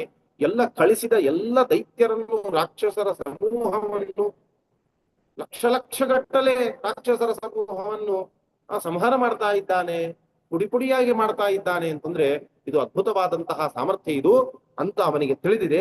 ತನ್ನ ಮಗನಾದ ಅಕ್ಷಕುಮಾರನನ್ನು ಕಳಿಸಿದ್ದಾನೆ. ಅಕ್ಷಕುಮಾರ ನೋಡಿ, ಸಾವಿರಾರು ಲಕ್ಷಾವಧಿ ದೈತ್ಯರಲ್ಲಿ ವಿಶ್ವಾಸವಿಲ್ಲದ್ದು ತನ್ನ ಮಗನ ಮೇಲೆ ವಿಶ್ವಾಸ, ಅಕ್ಷಕುಮಾರನ ಮೇಲೆ ವಿಶ್ವಾಸ. ಕುಮಾರ ಮಕ್ಷಮಾತ್ಮನ ಸ್ತಮಂ ಸುತಂ ನ್ಯಯೋಜಯತ್.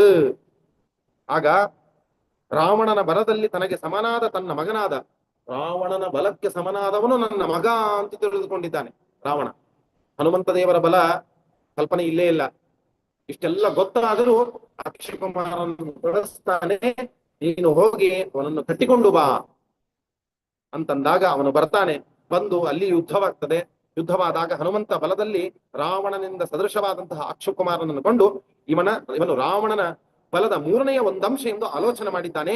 ವಿಧಾರ್ಯ ದೇವರಾವಣ ಸ್ತರಾಘವಾಯನನ್ಯಥ ಯದಿಂದ್ರ ಜನ್ಮಯಾಹತೋನು ಜಾಸ್ತ ಶಕ್ತಿರೀಕ್ಷತೆ. ರಾವಣನನ್ನು ಶ್ರೀರಾಮನಿಗೋಸ್ಕರ ಬಿಡಲೇಬೇಕು, ನಾನೇ ಕೊಲ್ಲುವುದು ಕೂಡದು. ಇಂದ್ರಜಿತ್ತು ನಾನು ಕೊಂದರೆ ಅವನ ಶಕ್ತಿ ಲೋಕಕ್ಕೆ ಕಾಣಿಸುವುದಿಲ್ಲ ಅಂತ ಹೇಳಿ ಅವನು ಬಿಟ್ಟಿದ್ದಾನೆ. ಅತಸ್ತಯೋ ಸಮೋಮಯ ತೃತೀಯ ಏಷ ಹನ್ಯತೆ ವಿಚಾರ್ಯ ಚೈವ ಮಾಸುತಂ ಪದೋ ಪ್ರಗತ್ಯ ಕುಕ್ಲುವೆ. ಆದ್ದರಿಂದ ರಾವಣ ಇಂದ್ರಜಿತ್ತುಗಳಿಗೆ ಸಮನಾದ ಈ 3ನೇಯವನ್ನು ನಾನು ಕೊಲ್ಲುವನು ಅಂತ ಹೇಳಿ ಆಲೋಚನೆ ಮಾಡಿ ಹನುಮಂತ ಅವನನ್ನು 2 ಕಾಲುಗಳಿಂದ ಹಿಡಿದು ಮೇಲೆ ಹಾರಿಸಿದ್ದಾನೆ. ಮೇಲೆ ಹಾರಿಸಿ ಅವನನ್ನು ಸಂಹಾರ ಮಾಡಿದ್ದಾನೆ. ಸ ಚಕ್ರವತ್ ಭ್ರಮಾತುರಂ ವಿಧಾಯ ರಾವಣಾತ್ಮಜಂ ಅಭೂತಯತ್ ಧರಾತಲೆ ಕ್ಷಣೇನ ಮಾರುತೀತನು. ಚಕ್ರದಂತೆ ಅಕ್ಷಕುಮಾರನ್ನು ತಿರುಗಿಸಿ ಕ್ಷಣದಲ್ಲಿ ನೆಲಕ್ಕೆ ಅಪ್ಪಳಿಸಿ ಸಂಹಾರ ಮಾಡಿದ್ದಾನೆ ಹನುಮಂತ. ಎಂತಹ, ಯಾರು ಬಂದ್ರೆ ಏನ್ರಿ, ವಾಯುದೇವರ ಮುಂದೆ ಹೇಳಿದ್ನಲ್ಲ ಅವಾಗ್ಲೆ, ಇಡೀ ಬ್ರಹ್ಮಾಂಡವನ್ನೇ ಕುಟ್ಟಿ ತಾಳವನ್ನು ಕುಟ್ಟುವ ಸಾಮರ್ಥ್ಯವುಳ್ಳಂತಹ ಹನುಮಂತ ದೇವರಿಗೆ ಯಾವ ರಾಕ್ಷಸರು, ಯಾವ ಅಕ್ಷಕುಮಾರ, ಯಾವ ರಾವಣ, ಯಾರೂ ಹನುಮಂತ ದೇವರ ಮುಂದೆ ನಿಲ್ಲುವಂತೆ ಇಲ್ಲ. ಅಷ್ಟು ಬಲಶಾಲಿಗಳು ಮಹಾನುಭಾವರು ಹನುಮಂತ ದೇವರು. ವಿಚೂರ್ಣಿತೆ ಧರಾತಲೆ ನಿಜೇ ಸುತೆ ಸ ರಾವಣ ನಿಶಮ್ಯ ಶೋಕ್ಯತಾಪಿತಸ್ತದಗ್ರಜಂ ಸಮಾಧಿಶತ್. ತನ್ನ ಮಗ ಹೀಗೆ ನೆಲದಲ್ಲಿ ಬಿದ್ದು ಸತ್ತು ಹೋಗಿದ್ದಾನೆ ಅಂತ ರಾವಣಿಗೆ ಗೊತ್ತಾಗಿದೆ. ಅತ್ಯಂತ ದುಃಖಪಟ್ಟಿದ್ದಾನೆ. ಅವನ ಅಣ್ಣನಾದ ಇಂದ್ರಜಿತ್ತುವನ್ನು ಕಳಿಸಿದ್ದಾನೆ. ಅಕ್ಷಕುಮಾರನ ಮೇಲೆ ಪ್ರಯೋಗವಾಯಿತು. ಸರಿ, ಇಂದ್ರಜಿತ್ ಇದ್ದಾನೆ, ಇನ್ನೂ ಬಲಶಾಲಿ ಅಣ್ಣ ಇವನು. ಆದ್ದರಿಂದ ಕಳಿಸ್ತೇನೆ ಅಂತ ಅವನನ್ನು ಕಳಿಸಿದ್ದಾನೆ. ಅವನು ಕಳಿಸಿದಾಗ ಅವನು ಕೂಡ ಬಂದು ಅನೇಕ ಅಸ್ತ್ರಗಳನ್ನು ಪ್ರಯೋಗ ಮಾಡಿದ್ದಾನೆ, ಅನೇಕ ಅಸ್ತ್ರಗಳನ್ನು ಬಾಣಗಳನ್ನು ಪ್ರಯೋಗ ಮಾಡಿದ್ದಾನೆ, ಹೊಡೆದಿದ್ದಾನೆ. ಆದರೆ ಆದರೆ ಆ ಹನುಮಂತನನ್ನು ಬಾಣ ಪ್ರಯೋಗ ಮಾಡಿದರೂ ಅಲಗಾಡಿಸಲು ಸಾಧ್ಯವಾಗಲಿಲ್ಲ ಇಂದ್ರಜಿತ್ತುವಿಗೆ. ಹಾಗೆ ನಿಂತುಕೊಂಡಿದ್ದಾರೆ ಹನುಮಂತ ದೇವರು. ಆಗ ಆಗ ಮಯಾವರ ವಿಲಂಘಿತ ಖನೇಕರ ಸ್ವಯಂಭುವ ಸಮಾನನೀಯ ಏವಮೇ ತಥೋತ್ರ ಅನ್ನಯಾಮ್ಯಹಂ. ಅದ್ಭುತವಾದ ಮಾತನ್ನು ಹೇಳ್ತಾರೆ ಆಚಾರ್ಯರು. ಈ ಗ್ರಂಥ ಬರೆದದ್ಯಾರು? ತಾತ್ಪರ್ಯ ನಿರ್ಣಯದ 7ನೇ ಅಧ್ಯಾಯ ಸುಂದರಕಾಂಡ. ಇದನ್ನು ಬರೆದದ್ಯಾರು ಅಂದ್ರೆ ಶ್ರೀಮದಾಚಾರ್ಯರು. ಯಾರು ಶ್ರೀಮದಾಚಾರ್ಯರು? ವಾಯುದೇವರ 3ನೇ ಅವತಾರ. ವಾಯುದೇವರ 1ನೇ ಅವತಾರ ಯಾರ್ದು? ಯಾವುದು? ಹನುಮಂತ ದೇವರು. ಅಂದ್ರೆ ಹನುಮಂತ ದೇವರೇ ತಮ್ಮ ಬಗ್ಗೆ ಬರೆದುಕೊಂಡು ಇಲ್ಲಿ ಹೇಳ್ತಾ ಇದ್ದಾರೆ. ಹನುಮಂತ ದೇವರು ಮಧ್ವಾಚಾರ್ಯರಾಗಿ ಬಂದು ನಾನು ಹೀಗೆ ಮಾಡಿದ್ದೆ ಅಂತ ತಮ್ಮ ಮೊದಲನೇ ಅವತಾರದ ಬಗ್ಗೆ ತಾವೇ ಹೇಳಿಕೊಳ್ತಾ ಇದ್ದಾರೆ. ತಮ್ಮ ಬಗ್ಗೆ ತನಗೆ ಗೊತ್ತಿದ್ದಷ್ಟು ಮತ್ತೊಬ್ಬರಿಗೆ ಗೊತ್ತಿರಲ್ವಲ್ಲ, ಪಕ್ಕದ ಮನೆಯವರಿಗೆ ಗೊತ್ತಿರ್ತದೆ, ಮನೆಯವರಿಗೂ ಗೊತ್ತಿರ್ತದೆ, ಆದ್ರೆ ನನ್ನ ಬಗ್ಗೆ ನನಗೇ ಹೆಚ್ಚು ಗೊತ್ತಿರುತ್ತೆ. ಹಾಗೆ ಆಚಾರ್ಯರು ತಮ್ಮ ಮೊದಲನೇ ಅವತಾರದ ಬಗ್ಗೆ ತಾವೇ ಹೇಳಿಕೊಳ್ತಾ ಇದ್ದಾರೆ. ಇವನು ಬ್ರಹ್ಮಾಸ್ತ್ರವನ್ನು ಪ್ರಯೋಗ ಮಾಡಿದ್ದಾನೆ. ಯಾರು? ಇಂದ್ರಜಿತ್ತು. ಬ್ರಹ್ಮಾಸ್ತ್ರವನ್ನು ಪ್ರಯೋಗ ಮಾಡಿದರೆ ಎಲ್ಲ ಅಸ್ತ್ರಗಳನ್ನು ನಿವಾಳಿಸಿ ಒಗೆದಿದ್ದಾರೆ. ಬ್ರಹ್ಮಾಸ್ತ್ರಕ್ಕೆ ಮಾತ್ರ ಗೌರವವನ್ನು ಕೊಡ್ತಾನೆ. ಯಾಕೆ ಅಂತಂದ್ರೆ ಅನೇಕ ಬಾರಿ ಬ್ರಹ್ಮಾಸ್ತ್ರಗಳನ್ನು ವಾಯುದೇವರು ಮೀರಿ ನಿಂತಿದ್ದಾರೆ. ಆದರೂ ಕೂಡ ಸಮಾನನೀಯ ಏವಮೇ, ಬ್ರಹ್ಮಾಸ್ತ್ರವನ್ನು ನಾನು ಗೌರವಿಸಲೇಬೇಕು. ಬ್ರಹ್ಮದೇವರ ಅವರಿಂದ ಅಭಿಮನ್ಯಮಾನವಾದ ಅಸ್ತ್ರವದು, ಆದ್ದರಿಂದ ನಾನು ಅದಕ್ಕೆ ಗೌರವವನ್ನು ಕೊಡಲೇಬೇಕು ಅನ್ನುವಂತೆ ಸಮಾನನೀಯ ಏವಮೇ ತಥೋತ್ರಮಾನ ಯಮ್ಯಹಂ. ಆದ್ದರಿಂದ ಬ್ರಹ್ಮಾಸ್ತ್ರಕ್ಕೆ ನಾನು ಮನ್ನಿಸ್ತೇನೆ ಅಂತ ಹೇಳಿ ಅವರು ಅದರಿಂದ ಈಗ ಮನ್ನಿಸಿದ್ದಾರೆ. ಇಮೇಶ ಕುರ್ಯುರತ್ರಿಗಂ ಪ್ರಹೃಷ್ಟ ರಾಕ್ಷಸಾಂಗಣಾ ಈಹ ಲಕ್ಷಮೇವಮೇ ಸರಾವಣಶ್ಚ ದೃಶ್ಯತೆ. ಬಹಳ ಸಂತೋಷವಾಗಿದೆ ಎಲ್ಲ ರಾಕ್ಷಸರಿಗೆ, ರಾವಣನಿಗೆ. ಓಹೋ, ಇಂದ್ರಜಿತ್ತು ಕರೆದುಕೊಂಡು ಬಂದ್ಬಿಟ್ಟ, ಬಂಧನೆ ಮಾಡಿಬಿಟ್ಟ ಅಂತ ಬಹಳ ಸಂತೋಷವಾಗಿದೆ. ಇವರು ಬಂಧನೆ ಮಾಡಿಸಿಕೊಂಡಿದ್ದಾರೆ ಹೊರತು ಬಂಧನೆ ಮಾಡಲಿಲ್ಲ. ಯಾರೂ ಬಂಧನೆ ಮಾಡಲಿಲ್ಲ. ಕೃಷ್ಣನನ್ನು ಯಶೋದೆ ಹಗ್ಗದಿಂದ ಕಟ್ಟಿದೆ ಅಂತ ಸಂತೋಷ ಪಡ್ತಾಳೆ. ಆದ್ರೆ ನಿಜವಾಗಿ ಪರಮಾತ್ಮನನ್ನು ಕಟ್ಟಿದ್ಲ ಅವಳು? ಕಟ್ಟಿಸಿಕೊಂಡ ಪರಮಾತ್ಮ. ಯಾಕೆ? ಮುಂದೆ ಒಂದು ಕಾರ್ಯವಾಗಬೇಕಾಗಿದೆ. ನಲಕೂಬರ ಮಳಿಗ್ರೀವರೆಂಬ ಅವರನ್ನು ಉದ್ಧಾರ ಮಾಡಬೇಕಾಗಿದೆ. ಅಲ್ಲಿರುವ ರಾಕ್ಷಸರನ್ನು ಸಂಹಾರ ಮಾಡಬೇಕಾಗಿದೆ, ದೇವತಾ ಕಾರ್ಯ. ಆದ್ದರಿಂದ ನಾನು ಕಟ್ಟಿಸಿಕೊಳ್ತೇನೆ ಅಂತ ಕೃಷ್ಣ ಪುಟ್ಟ ಬಾಲಕ ಆ ತಾಯಿಯ ಕೈಯಿಂದ ಹಗ್ಗದಿಂದ ಕಟ್ಟಿಸಿಕೊಂಡಲ್ಲ ಹೊಟ್ಟೆಗೆ ಹಗ್ಗವನ್ನು, ಹಾಗೆ ಹನುಮಂತ ದೇವರು ಕಟ್ಟಿಸಿಕೊಂಡಿದ್ದಾರೆ. ಬಂಧನಕ್ಕೆ ಒಳಗಾಗಿದ್ದಾರೆ ತಾವೇ ಹೊರತು ಇವನು ಕಟ್ಟಿದ ಅಂತ ಸರ್ವಥಾ ಅರ್ಥ ಮಾಡಿಕೊಳ್ಳಬಾರದು ಎಂಬುದನ್ನು ನಾನು ನೋಡಿ ಬಹಳ ಸಂತೋಷವಾಗಿದೆ. ನನಗೆ ರಾವಣನು ಕಾಣಿಸಿಕೊಳ್ಳುತ್ತಾನೆ ಅಂತ ಇವರಿಗೆ ಅನೇಕ ರಾಕ್ಷಸರನ್ನು ನೋಡಿದ್ದೇನೆ. ರಾವಣ ಹೇಗಿದ್ದಾನೆ ಅವನನ್ನು ಪ್ರತ್ಯಕ್ಷವಾಗಿ ನೋಡಬೇಕು, ನೋಡ್ಲಿಕ್ಕೆ ಸಿಗತ್ತೆ ನನಗೆ ಅನ್ನುವ ಅಭಿಪ್ರಾಯದಿಂದ, ಇಚ್ಛೆಯಿಂದ ತಾವೇ ಕಟ್ಟಿಸಿಕೊಂಡಿದ್ದಾರೆ. ಯಾವ ಇಂದ್ರಜಿತ್ತು ಯಾವ ಹನುಮಂತ ದೇವರಿಗೆ ಕಟ್ತಾನೆ? ಏನು ಯೋಗ್ಯತೆ ಇದೆ ಅವನದ್ದು? ಯಾವುದೋ ಒಂದು ಮೂಲೆಯಲ್ಲಿ ಇದ್ದಾನೆ. ವಾಯುದೇವರಿದ್ದಾರೆ ಜೀವೋತ್ತಮರ ಸ್ಥಾನದಲ್ಲಿ. ಆ ಇಂದ್ರಜಿತ್ತು, ಆ ರಾವಣ, ಈ ಲಕ್ಷ ಲಕ್ಷ ರಾಕ್ಷಸರ ಜೀವರಾಶಿಗಳ ಅಂತರ್ಯಾಮಿಯಾಗಿ ಪ್ರೇರಣೆ ಮಾಡುವಂಥವರು ಈ ಹನುಮಂತ ದೇವರು ಎದುರಿಗೆ ಬಂದಿದ್ದಾರೆ. ಸಮೀರ ಅಂತ ಕರೀತಾರೆ, ಈರ ಪ್ರೇರಣೆ ಅಂತ. ಎಲ್ಲ ಜೀವರಾಶಿಗಳಲ್ಲಿ ನಿಂತು ಪ್ರತಿಯೊಂದು ಕಾರ್ಯವನ್ನು ಮಾಡುವುದಕ್ಕೆ ಪ್ರೇರಣೆ ಮಾಡುವಂಥವರೇ ಹನುಮಂತ ದೇವರು. ಅವರ ಪ್ರೇರಣೆಯಿಂದ ಶ್ವಾಸೋಚ್ಛ್ವಾಸವನ್ನು ಮಾಡುತ್ತೇವೆ, ಅವರ ಪ್ರೇರಣೆಯಿಂದ ಕಣ್ಣನ್ನು ನಾವು ತೆಗೆಯುತ್ತೇವೆ, ಅವರ ಪ್ರೇರಣೆಯಿಂದ ಮುಂದೆ ಹೆಜ್ಜೆ ಇಡ್ತೇವೆ, ಊಟವನ್ನು ಮಾಡ್ತೇವೆ. ನಾವು ಸತ್ಕರ್ಮಗಳನ್ನು ಅವರ ಪ್ರೇರಣೆಯಿಂದ ಮಾಡ್ಲಿಕ್ಕೆ ಸಾಧ್ಯವಾಗ್ತದೆ. ಪ್ರತಿಯೊಂದು ಹಂತದಲ್ಲಿಯೂ ಹನುಮಂತ ದೇವರ ಪ್ರೇರಣೆ ಇಲ್ಲದೆ ಇದ್ರೆ ಏನ್ ಮಾಡ್ಲಿಕ್ಕೂ ಸಾಧ್ಯವಿಲ್ಲ. ನಾವು ಸಜ್ಜನರಷ್ಟೇ ಅಲ್ಲ, ರಾಕ್ಷಸರಲ್ಲಿಯೂ ಕೂಡ, ಆ ಜೀವರಲ್ಲಿಯೂ ಕೂಡ ವಾಯುದೇವರ ಅಂತರ್ಯಾಮಿಯಾಗಿ ಇದ್ದಾರೆ. ಅಂದ ಮೇಲೆ ಯಾವ ರಾವಣ ಯಾವ ಇಂದ್ರಜಿತ್ತು ಒಂದು ಕ್ಷಣದಲ್ಲಿ ತಾವು ಅವರನ್ನು ನಿಂತಲ್ಲಿ ಇಚ್ಛಾ ಮಾತ್ರದಿಂದ ಸಂಹಾರ ಮಾಡಬಹುದು ವಾಯುದೇವರು. ಆದರೂ ಕೂಡ ರಾವಣ ನೋಡಿ ಬರುತ್ತೇನೆ ಅಂತ ಹೇಳಿ ತಾವು ಬಂಧನ ಮಾಡಿಸಿಕೊಂಡಿದ್ದಾರಂತೆ. ಇದಂ ಸಮೀಕ್ಷ ಬದ್ಧವ ಸ್ಥಿತಂ ಕಪೀಂದ್ರಮಾಶುತೆ ಬಂಧುರನ್ಯ ಪಾಶಕೇರ್ ಜಗಾಮಚಾಸ್ತ್ರಮಸ್ಯ ತತ್. ಹೀಗೆ ಆಲೋಚಿಸಿ ಬ್ರಹ್ಮಾಸ್ತ್ರಕ್ಕೆ ಕಟ್ಟು ಬಿದ್ದವರಂತೆ ನಿಂತಿದ್ದಾರೆ. ಅಂತಹ ಹನುಮಂತನನ್ನು ರಾಕ್ಷಸರು ಬೇರೆ ಹಗ್ಗಗಳನ್ನು ತಂದು ಕಟ್ಟಿದ್ದಾರಂತೆ. ಬ್ರಹ್ಮಾಸ್ತ್ರದಿಂದ ತಾವು ಕಟ್ಟಿಸಿಕೊಂಡಿದ್ದಾರೆ. ಅಷ್ಟಲ್ಲದೆ ಬೇರೆ ಬೇರೆ ಹಗ್ಗಗಳನ್ನು ತಂದು ಬೇರೆ ಬೇರೆ ಸಾಧನಗಳಿಂದ ಅವರ ದೇಹಕ್ಕೆ, ಅವರ ಕೈಗೆ ತಾವು ಕಟ್ತಾ ಇದ್ದಾರೆ. ನೋಡಿ, ವಿಚಿತ್ರವಾದಂತಹದ್ದು. ರಾಕ್ಷಸರ ಪ್ರವೃತ್ತಿಯೇ ಹೀಗೆ.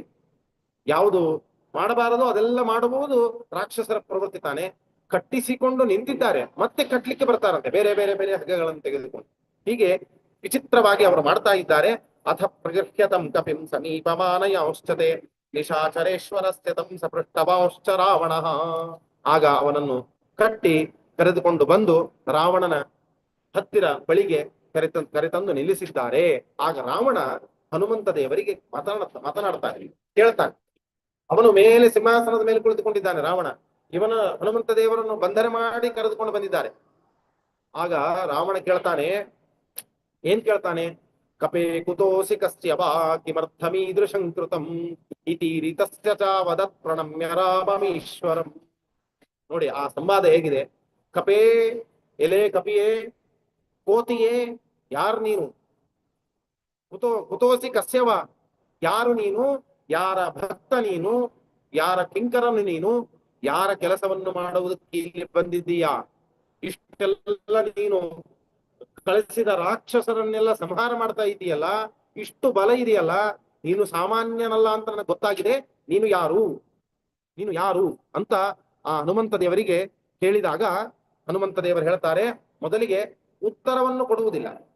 ಉತ್ತರವನ್ನು ಕೊಡುವುದಕ್ಕಿಂತ ಮೊದಲು ತಾವು ಮಾಡಿದ್ದೇನು ಅಂತಂದ್ರೆ ಪ್ರಣಮ್ಯ ರಾಮಮೀಶ್ವರಂ, ರಾಮಚಂದ್ರನಿಗೆ ಮತ್ತೆ ನಮಸ್ಕಾರ ಮಾಡಿದ್ದಾರೆ ಹನುಮಂತ ದೇವರು. ಕ್ಷಣ ಕ್ಷಣಕ್ಕೆ ಸ್ಮರಣೆ ಮಾಡುವಂಥವರು ಹನುಮಂತ ದೇವರು. ಒಂದು ಕ್ಷಣ ಬಿಡದೇನೆ ಪರಮಾತ್ಮನ ರಾಮಚಂದ್ರನ ಸ್ಮರಣೆ ಮಾಡುವ ಸ್ವಭಾವವುಳ್ಳವರು ಹನುಮಂತ ದೇವರು. ಆದರೆ ವಿಶೇಷ ಸಂದರ್ಭದಲ್ಲಿ ಪರಮಾತ್ಮನ ಸ್ಮರಣೆ ಮಾಡಲೇಬೇಕು ಅನ್ನುವುದನ್ನು ತೋರಿಸುವುದಕ್ಕೋಸ್ಕರ ಹನುಮಂತ ದೇವರು ಮತ್ತೆ ಸ್ಮರಣೆ ಮಾಡಿದ್ದಾರೆ. ನೋಡಿ, ಯಾವಾಗಲೂ ಸ್ಮರಣೆ ಮಾಡಲಿಕ್ಕೆ ಸಾಧ್ಯವಿಲ್ಲ.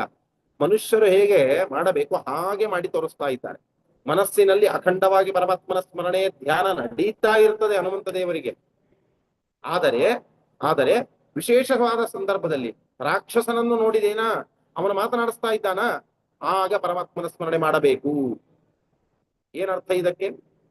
ಏನರ್ಥ ಅಂತಂದ್ರೆ, ನಾವು ಆಪತ್ತಿನಲ್ಲಿ ಸಿಲುಕಿದಾಗ, ವಿಪತ್ತಿನಲ್ಲಿ ಸಿಲುಕಿದಾಗ, ಕಷ್ಟ ಕಾರ್ಪಣ್ಯಗಳು ನಮಗೆ ಎದುರಾದಾಗ, ಮುಂದೆ ಕಷ್ಟ ಬರುತ್ತೆ ಅಂದಾಗ ಸ್ಮರಣೆ ಮಾಡ್ತೇವೆ. ಕಷ್ಟ ಎದುರಿಗೆ ಬಂದು ನಿಂತಾಗ ಏನ್ ಮಾಡ್ತೇವೆ? ಪರಮಾತ್ಮನ ಸ್ಮರಣೆ ಮಾಡ್ಲೇಬೇಕು. ಅವಾಗ ವೆಹಿಕಲ್ ಮೇಲೆ ಹೋಗ್ತಾ ಇರಬೇಕಾದಾಗ ನಮಗೆ ಅಲ್ಲಿ ಪೊಲೀಸ್ ನಮಗೆ ಹಿಡಿಕೊಳ್ತಾನೆ, ಎಲ್ಲಿದೆ ನೀವು ಲೈಸೆನ್ಸು, ಯಾಕೆ ಹೆಲ್ಮೆಟ್ ಹಾಕಿಕೊಂಡಿಲ್ಲ ಅಂತಂದ ಆ ಕ್ಷಣಕ್ಕೆ ನಮಗೆ ಪರಮಾತ್ಮನ ಸ್ಮರಣೆ ಬರ್ತದೆ. ಅಯ್ಯೋ ಕೃಷ್ಣ, ಅಯ್ಯೋ ರಾಮ, ಏನಾಯ್ತಿದು, ಸಿಕ್ಕಾಕೊಂಡ್ಬಿಟ್ಟೆ ನಾನು ಅಂತ ಸ್ಮರಣೆ ಬರುತ್ತಲ್ಲ. ಮಾಡಿದ್ದು ತಪ್ಪು ನಾವು, ಅವನು ಸರಿಯಾದ ಮಾರ್ಗದಿಂದ ಅವನು ಕೇಳ್ತಾ ಇದ್ದಾನೆ. ಆ ಸಂದರ್ಭದಲ್ಲಿ ನಾವು ಸ್ಮರಣೆ ಮಾಡ್ತೇವಲ್ಲ, ಆ ಸಂದರ್ಭದಲ್ಲಾದ್ರೂ ಸ್ಮರಣೆ ಮಾಡಿ ಅನ್ನುವಂತೆ ಹನುಮಂತ ದೇವರು ತೋರಿಸ್ತಾ ಇದ್ದಾರೆ. ನಾನು ಅಖಂಡವಾಗಿ ಮಾಡುವಂಥವನು. ರಾಕ್ಷಸರನ್ನು ಕಂಡಾಗ ಅವರು ಮಾತನಾಡಿಸಿದಾಗ ಪ್ರಣಮ್ಯ ರಾಮಮೀಶ್ವರಂ, ಈಶ್ವರನಾದ ತನ್ನ ಒಡೆಯನಾದ ಹನುಮಂತ ದೇವರನ್ನು ಸ್ಮರಣೆ ಮಾಡಿದ್ದಾರೆ, ನಮಸ್ಕಾರ ಮಾಡಿದ್ದಾರೆ. ಯಾಕೆ? ನಿಮಗೆ ಕಷ್ಟ ಬಂದಾಗ ಬೇರೆ ಯಾರನ್ನೂ ನೀವು ಆಶ್ರಯಿಸಬೇಡಿ, ಯಾರನ್ನೂ ನೀವು ನಮಸ್ಕಾರ ಮಾಡಬೇಕಾಗಿಲ್ಲ. ಭಗವಂತನನ್ನು ಸ್ಮರಣೆ ಮಾಡಿ, ಪರಮಾತ್ಮನನ್ನು ನೀವು ಶರಣು ಹೋಗಿ ಅವನಿಗೆ ನಮಸ್ಕಾರ ಮಾಡಿ, ಎಲ್ಲ ಪಾಪಗಳು, ಎಲ್ಲ ಕಷ್ಟಗಳು ಓಡಿ ಹೋಗ್ತವೆ ನಮ್ಮಿಂದ. ನರಸಿಂಹಾದಿಕ ಮಲ್ಯಚ್ಚ ದುರಿತಾದಿ ನಿವೃತ್ತಯೇ ಅಂತ ಶಾಸ್ತ್ರ ಹೇಳುತ್ತೆ. ಕಷ್ಟ ಬಂತ, ದುರಿತಗಳು, ದುರಿತ ಗಜ ಪಂಚಾನನ ಅಂತ ದಾಸರು ಹೇಳ್ತಾರೆ. ಪಂಚಾನನ ಅಂದ್ರೆ ಸಿಂಹ, ಪಂಚಾನನ ಅಂದ್ರೆ ಸಿಂಹ, ದುರಿತ ಗಜ ಪಾಪಗಳು ಕಷ್ಟಗಳೆಂಬ ಆನೆಗಳಿಗೆ ನರಸಿಂಹದೇವರು ಪಂಚಾನನದಂತೆ ಸಿಂಹದಂತೆ ಇದ್ದಾರೆ ಅಂತ.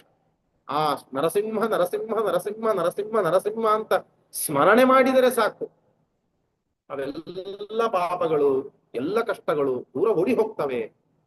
ದುರಿತಾದಿ ನಿವೃತ್ತಯೇ. ಹಾಗೆ ನರಸಿಂಹದೇವರ ಸ್ಮರಣೆ, ರಾಮ ರಾಮ ರಾಮ ರಾಮ ರಾಮ ರಾಮ ಅಂತಂದ್ರೂ ಸಾಕು, ಆರಾಮ ಸಿಗತ್ತೆ ನಮಗೆ. ಆ ರಾಮನಾಮ ಸ್ಮರಣೆ ಮಾಡಿದರೆ ನಮಗೆ ಆರಾಮ ಸಿಗತ್ತೆ, ಅತ್ಯಂತ ಸುಖ ಸಿಗತ್ತೆ ನಮಗೆ. ಅಂತಹ ರಾಮಸ್ಮರಣೆ, ಪರಮಾತ್ಮನ ರಾಮಸ್ಮರಣೆ ಅದ್ಭುತವಾದಂತಹ ಮಾತನ್ನು ಅಲ್ಲಿ ನಮಗೆ ತಿಳಿಸ್ಕೊಡ್ತಾರೆ. ಪ್ರಣಮ್ಯ ರಾಮಮೀಶ್ವರಂ. ಹಾಗೆ ಮೊದಲಿಗೆ ಪರಮಾತ್ಮನಿಗೆ ರಾಮಚಂದ್ರನಿಗೆ ನಮಸ್ಕಾರ ಮಾಡಿದ್ದಾರೆ. ಮಾಡಿ ಅವನಿಗೆ ಮಾತನಾಡಿಸ್ತಾರೆ ಹನುಮಂತ ದೇವರು. ಏನಂತ, ಯಾರ್ ನೀನು, ಯಾರ ದೂತ ಅಂತ ಕೇಳಿದ್ನಲ್ಲ, ಹೇಳ್ತೇನೆ ಕೇಳು ಅಂತ ಹೆಮ್ಮೆಯಿಂದ ಹೇಳ್ತಾರೆ. ಅವೈಹಿ ದೂತಮಾಗತಂ ದುರಂತ ವಿಕ್ರಮಸ್ಯ ಮಾಂ ರಘುತ್ತಮಸ್ಯ ಮಾರುತಿಂ ಕುಲಕ್ಷಯೇತವೇಶ್ವರಂ. ಹೇಳುತ್ತೇನೆ ನಾನು ಇಂಥವನು ಅಂತ ತಾವು ಸಣ್ಣ ಮುಖ ಮಾಡಿ ಹೇಳಿಲ್ಲ ಹನುಮಂತ ದೇವರು. ಅವೈಹಿ ದೂತಮಾಗತಂ ದುರಂತ ವಿಕ್ರಮಸ್ಯ ಮಾಂ, ನಾನು ಆ ಅನಂತ ಶಕ್ತಿ ಉಳ್ಳಂತಹ ಶ್ರೀರಾಮಚಂದ್ರನ ದೂತ ನಾನು. ತಮ್ಮ ಬೆನ್ನನ್ನು ತಾವೇ ತಟ್ಟಿಕೊಂಡೇ ಹೇಳ್ತಾರೆ ಹನುಮಂತ ದೇವರು. ನೋಡಿ ಹೇಗಿರಬೇಕು ಅಂದ್ರೆ ನಮ್ಮ ತಂದೆ ಹೇಗಿರಬೇಕು ಅನ್ನುವುದನ್ನು ಹನುಮಂತ ದೇವರು ತೋರಿಸ್ತಾರೆ. ನಮ್ಮ ಗುರುಗಳು ಹೇಗಿರಬೇಕು ಅನ್ನುವುದನ್ನು ಹನುಮಂತ ದೇವರು ತೋರಿಸ್ತಾರೆ. ನಮ್ಮ ಹಿರಿಯರು ನಮಗೆ ಮಾರ್ಗದರ್ಶಕರು ಹೇಗಿರಬೇಕು ಅನ್ನುವುದನ್ನು ಹನುಮಂತ ದೇವರು ತೋರಿಸ್ತಾ ಇದ್ದಾರೆ. ಹೇಗಿರಬೇಕು ಅಂತಂದ್ರೆ, ನಿಮ್ಮ ತಂದೆ ಯಾರಪ್ಪ ಅಂತ ಕೇಳಿದಾಗ ನಮ್ಮ ತಂದೆ ಇಂಥವರು ಅಂತ ಗರ್ವದಿಂದ ಹೇಳಲಿಕ್ಕೆ ಬರ್ಬೇಕು ನಮಗೆ. ನಮ್ಮ ಬೆನ್ನನ್ನು ನಾವೇ ತಟ್ಟಿಕೊಂಡು ಹೇಳಬೇಕು, ನನ್ನ ತಂದೆ ಇಂಥವರು, ನಮ್ಮ ಗುರುಗಳು ಇಂಥವರು. ಯಾರಲ್ಲಿ ಅಧ್ಯಯನ ಮಾಡಿ ಬಂದಿದೀಯಪ್ಪ ನೀನು ಅಂತ ಕೇಳಿದಾಗ ಮುಖ ಸಣ್ಣದಾಗಿ ಮಾಡಿ ಹೇಳಬೇಕಾದ ಪರಿಸ್ಥಿತಿ ಬರಬಾರದು. ನನ್ನ ಗುರುಗಳು ಇಂತಹ ಮಹಾಜ್ಞಾನಿಗಳು, ಇಂತಹ ತಪಸ್ವಿಗಳು, ಇಷ್ಟು ಶಾಸ್ತ್ರವನ್ನು ಬಲ್ಲವರು ಅಂತ ಹೇಳಿ ಗರ್ವದಿಂದ ನಾವು ಹೇಳಿಕೊಳ್ಳಲಿಕ್ಕೆ ಅಭಿಮಾನದಿಂದ ಹೇಳಬೇಕು. ನಾವು ಅಂತಹ ಗುರುಗಳನ್ನು ನಾವು ಪಡೆದಿರಬೇಕು. ಅಂತಹ ತಂದೆಯನ್ನು, ಅಂತಹ ಮಾರ್ಗದರ್ಶಕರನ್ನು ನಾವು ಪಡೆದಿರಬೇಕು. ಎಲ್ಲ ಕ್ಷೇತ್ರಗಳಲ್ಲಿಯೂ ನಮ್ಮ ಮೇಲಿನವರು ಅಂತಹ ಗುಣವಂತರಾಗಿರಬೇಕು. ಅಂಥವರನ್ನು ನಾವು ಸಮಾಜದ ಮುಂದೆ ಸಂಕೋಚವಿಲ್ಲದೆ ಅತ್ಯಂತ ಅಭಿಮಾನದಿಂದ ನಾವು ಹೇಳಿಕೊಳ್ಳಿಕ್ಕೆ ಸಾಧ್ಯವಾಗಬೇಕು. ಇಂಥವರ ಮಗ ನಾನು, ಇಂಥವರ ಶಿಷ್ಯ ನಾನು, ಇಂಥವರ ಬಂಧು ನಾನು ಅಂತ ಹೇಳಿಕೊಳ್ಳಿಕ್ಕೆ ನಮಗೆ ಅಭಿಮಾನದಿಂದ ಸಾಧ್ಯವಾಗಬೇಕು. ಹಾಗೆ ಹನುಮಂತ ದೇವರು ಹೇಳ್ತಾರೆ. ಹನುಮಂತ ದೇವರ ಯಾರ ದೂತರು ಅಂತಂದ್ರೆ ಹೇಳಲಿಕ್ಕೆ ಅದ್ಭುತ, ಹೇಳುವುದಕ್ಕೆ ಅದ್ಭುತ. ಶ್ರೀರಾಮಚಂದ್ರನ ದೂತ ಹನುಮಂತ. ಆ ಶ್ರೀರಾಮಚಂದ್ರನ ಮೇಲಿನ ಗುಣವಂತ ಮತ್ತೊಬ್ಬನಿಲ್ಲ. ಶ್ರೀರಾಮಚಂದ್ರನ ಸಮಾನವಾದ ಗುಣವಂತನೇ ಯಾರಿಲ್ಲ ಅಂತಂದ ಮೇಲೆ ಅವನಿಗಿಂತ ಮೇಲಿನ ಗುಣವಂತನಾದ ಮತ್ತೊಬ್ಬ ವ್ಯಕ್ತಿ ಯಾರಿದ್ದಾರೆ? ಯಾರ್ಯಾರಿಲ್ಲ. ಸಮಂತತೋ ವಿಕಲಯನ್ ನೈವೇಶಿತಸ್ತೆ ಸಮಂ ಪಶ್ಯಾಮ್ಯುತ್ತಮಸ್ತು ದೂರ ತರತೋ ಅಪಾಸ್ತಂ ರಸೋ ಯೋಷ್ಟಮಃ ಅಂತ ವಾಯುಸ್ತುತಿಯಲ್ಲಿ ಹೇಳಿದಂತೆ ಸಮಾನರಾದವರೇ ಯಾರಿಲ್ಲ ಪರಮಾತ್ಮನಿಗೆ ಅಂದ್ಮೇಲೆ ಅವನಿಗಿಂತ ಶ್ರೇಷ್ಠರಾದ ಮತ್ತೊಬ್ಬ ವ್ಯಕ್ತಿಯಲ್ಲಿ ಇರ್ತಾರೆ. ದೂರತಃ ಅಪಾಸ್ತ. ಅಂತಹ ಪರಮಾತ್ಮನ ದೂತರು ಹನುಮಂತ ದೇವರು ಸೇವಕರು. ಸೇವಕ ತನದ ರುಚಿ ಏನರಿತೆಯೋ ದೇವ ಹನುಮರಾಯ ವೈರಾಗ್ಯವ ಬೇಡಿ ಅಂತ ದಾಸರು ಹೇಳ್ತಾರಲ್ಲ. ಏನ್ ಸೇವಕತನದ ರುಚಿಯನ್ನು ನೀನು ಅರಿತೆ, ಎಷ್ಟು ಸೇವೆ ಮಾಡ್ತೀಯ ರಾಮನದ್ದು, ಆ ಸೇವೆಯ ರುಚಿಯನ್ನು ಏನ್ ನೀನು ಅರ್ಥ ಮಾಡಿಕೊಂಡಿದ್ದೀಯಾ, ಅಷ್ಟು ಅದ್ಭುತವಾಗಿ ಸೇವೆ ಮಾಡ್ತೀಯಲ್ಲಪ್ಪ ಹನುಮಂತ ಅಂತ ಅಂತ ದಾಸರು ಕೊಂಡಾಡ್ತಾರೆ. ಸೇವೆ ಮಾಡಿದರೆ ಹಾಗೆ ಅದರಲ್ಲಿ ನಾವು ರುಚಿಯನ್ನು ಕಾಣಬೇಕು, ಆಸಕ್ತಿ ಪಡೆಯಬೇಕು. ನಾವು ಹಿರಿಯರ, ಗುರುಗಳ, ತಂದೆಯ, ದೇವತೆಗಳ, ವಾಯುದೇವರ, ಪರಮಾತ್ಮನ ಸೇವೆ, ಅವರ ಕೈಂಕರ್ಯ ಮಾಡಬೇಕಾದಾಗ ನಮಗೆ ರುಚಿಸಬೇಕದು. ಅಪ್ಪ ಎಷ್ಟು ರುಚಿಯಾಗಿದೆ, ಎಷ್ಟು ಸಂತೋಷವಾಗ್ತದೆ. ಒಂದು ಒಳ್ಳೆ ಒಳ್ಳೆ ಸ್ವೀಟ್ ಅನ್ನು ನಾವು ಬಾಯಿಯಲ್ಲಿ ಹಾಕಿಕೊಂಡಾಗ ರುಚಿ ನಮಗೆ ಬರುತ್ತಲ್ಲ, ರುಚಿಯಿಂದ ಏನಾಗ್ತದೆ, ಸುಖವಾಗ್ತದಲ್ಲ. ಹಾಗೆ ಉತ್ತಮರ, ಭಗವಂತನ, ಗುರುಗಳ, ದೇವತೆಗಳ ಸೇವೆ ಮಾಡಿದಾಗ ಆ ರೀತಿಯಾಗಿ ರುಚಿಸಿ ಸುಖವಾಗಬೇಕು ನಮಗೆ ಅನ್ನುವಂತೆ ದಾಸರು ಹೇಳ್ತಾರೆ. ಸೇವಕತನದ ರುಚಿ ಏನರಿತೆಯೋ ದೇವ ಹನುಮರಾಯ ವೈರಾಗ್ಯವ ಬೇಡಿ ಅಂತ ಹೇಳಿದ್ದಾರೆ. ಹಾಗೆ ನಮಸ್ಕಾರ ಮಾಡಿ ನಾನು ರಾಮನ ದೂತ ಅಂತೆಲ್ಲ ಹೇಳಿದ್ದಾರೆ. ಈಗಿಂದೀಗ ನೀನು ಸೀತಾದೇವಿಯನ್ನು ಕೊಟ್ಟು ಕಳಿಸ್ಲಿಲ್ಲ ಅಂತಂದ್ರೆ ನಿಮ್ಮ ಇಡೀ ಕುಲ ನಾಶವಾಗಿ ಹೋಗ್ತದೆ. ಸಪುತ್ರ ಮಿತ್ರ ಬಾಂಧವೋ ವಿನಾಶ ಮಾಸು ಯಾಸ್ಯಸಿ ಅಂತ ಕೇಳಿದಾಗ ನರಾಮ ಬಾಣ ಧಾರಣೆ ಕ್ಷಮಾ ಸುರೇಶ್ವರಾಪಿ. ರಾಮಚಂದ್ರನ ಬಾಣ ಪ್ರಯೋಗ ಹೇಗಿದೆ ಅಂತಂದ್ರೆ ದೇವತೆಗಳು ಆ ರಾಮ ಬಾಣಕ್ಕೆ ಸಹನೆ ಮಾಡ್ಲಿಕ್ಕೆ ಸಾಧ್ಯವಿಲ್ಲ. ಅಷ್ಟು ತೀಕ್ಷ್ಣವಾದ, ಅಷ್ಟು ಘೋರವಾದ ಬಾಣದ ವೇಗ, ಸಾಮರ್ಥ್ಯ ಇದೆ, ನೋಡಿಕೋ ಅಂತ ಹೇಳಿದಾಗ ಅವನು ಏನು ಹೇಳಿದ್ರು ಕೇಳುವುದಿಲ್ಲ. ಹನುಮಂತ ದೇವರ ಬಾಲಕ್ಕೆ ಬೆಂಕಿ ಹಚ್ಚಿದರೆ ಅಥಾಸ್ತ್ಯ ವಸ್ತ್ರ ಸಂಚಯಿ ಪಿದಾಯ ಪುಚ್ಛಮಗ್ನೆ, ಅನೇಕ ಬಟ್ಟೆಗಳನ್ನು, ವಸ್ತ್ರಗಳನ್ನು ತಂದು ಬಾಲಕ್ಕೆ ಕಟ್ಟಿ ಅದಕ್ಕೆ ಅಗ್ನಿಯ ಸ್ಪರ್ಶ ಮಾಡಿಸಿದ್ದಾನೆ. ಅದನ್ನು ಆ ದೂತರಿಗೆ, ದೈತ್ಯರಿಗೆ ಆಜ್ಞೆ ಮಾಡಿದ್ದಾನೆ. ಅವರೆಲ್ಲರೂ ಹಾಗೆ ಮಾಡಿದ್ದಾರೆ. ಮಾಡಿದಾಗ ಹನುಮಂತ ದೇವರು ಏನ್ ಮಾಡ್ತಾರೆ ಅಂತಂದ್ರೆ ದದಾಹ ಚಾಖಿಲಾಂಬುರಿಂ ಸ್ವಪುಚ್ಛಗೇನ ಮನ್ನಿನ.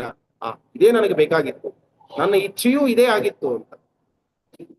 ರೋಗಿ ಬಯಸಿದ್ದು ಅದೇ, ವೈದ್ಯ ಕೊಟ್ಟದ್ದು ಅದೇ ಅಂತ ಅಂತಾರಲ್ಲ, ಹಾಗೆ ಹನುಮಂತ ದೇವರು ನಾನು ಮಾಡಬೇಕಾದ ಕಾರ್ಯಕ್ಕೆ ನೀವು ಅನುಕೂಲ ಮಾಡ್ತಾ ಇದ್ದೀರಿ, ನನ್ನ ಬಾಲಕ್ಕೆ ಬೆಂಕಿ ಹಚ್ಚಿದ್ದೀರಲ್ಲ, ಬಹಳ ಉತ್ತಮ ಕಾರ್ಯವಾಯಿತು ಅಂತ ಹೇಳಿ ಇಡೀ ಲಂಕಾ ಪಟ್ಟಣಕ್ಕೆ ಅಲ್ಲಲ್ಲಿ ಕಪಿ ಹೇಗೆ ಹಾರಾಡಿ ಹಾರಾಡಿ ಹೋಗ್ತದೆ, ಹಾಗೆ ಶಿಖರದಿಂದ ಶಿಖರಕ್ಕೆ, ಗೋಪುರದಿಂದ ಗೋಪುರಕ್ಕೆ, ಪಟ್ಟಣದಿಂದ ಪಟ್ಟಣಕ್ಕೆ ಹಾರಿ ಜಿಗಿದು ನೆಗೆದು ನಾವು ಎಲ್ಲ ಕಡೆಗೆ ಬೆಂಕಿಯನ್ನು ಹಚ್ಚಿ ಧಗ ಧಗ ಧಗ ಧಗ ಉರಿಯುವಂತೆ ಮಾಡಿದ್ದಾರೆ ಲಂಕಾಪಟ್ಟಣವನ್ನು.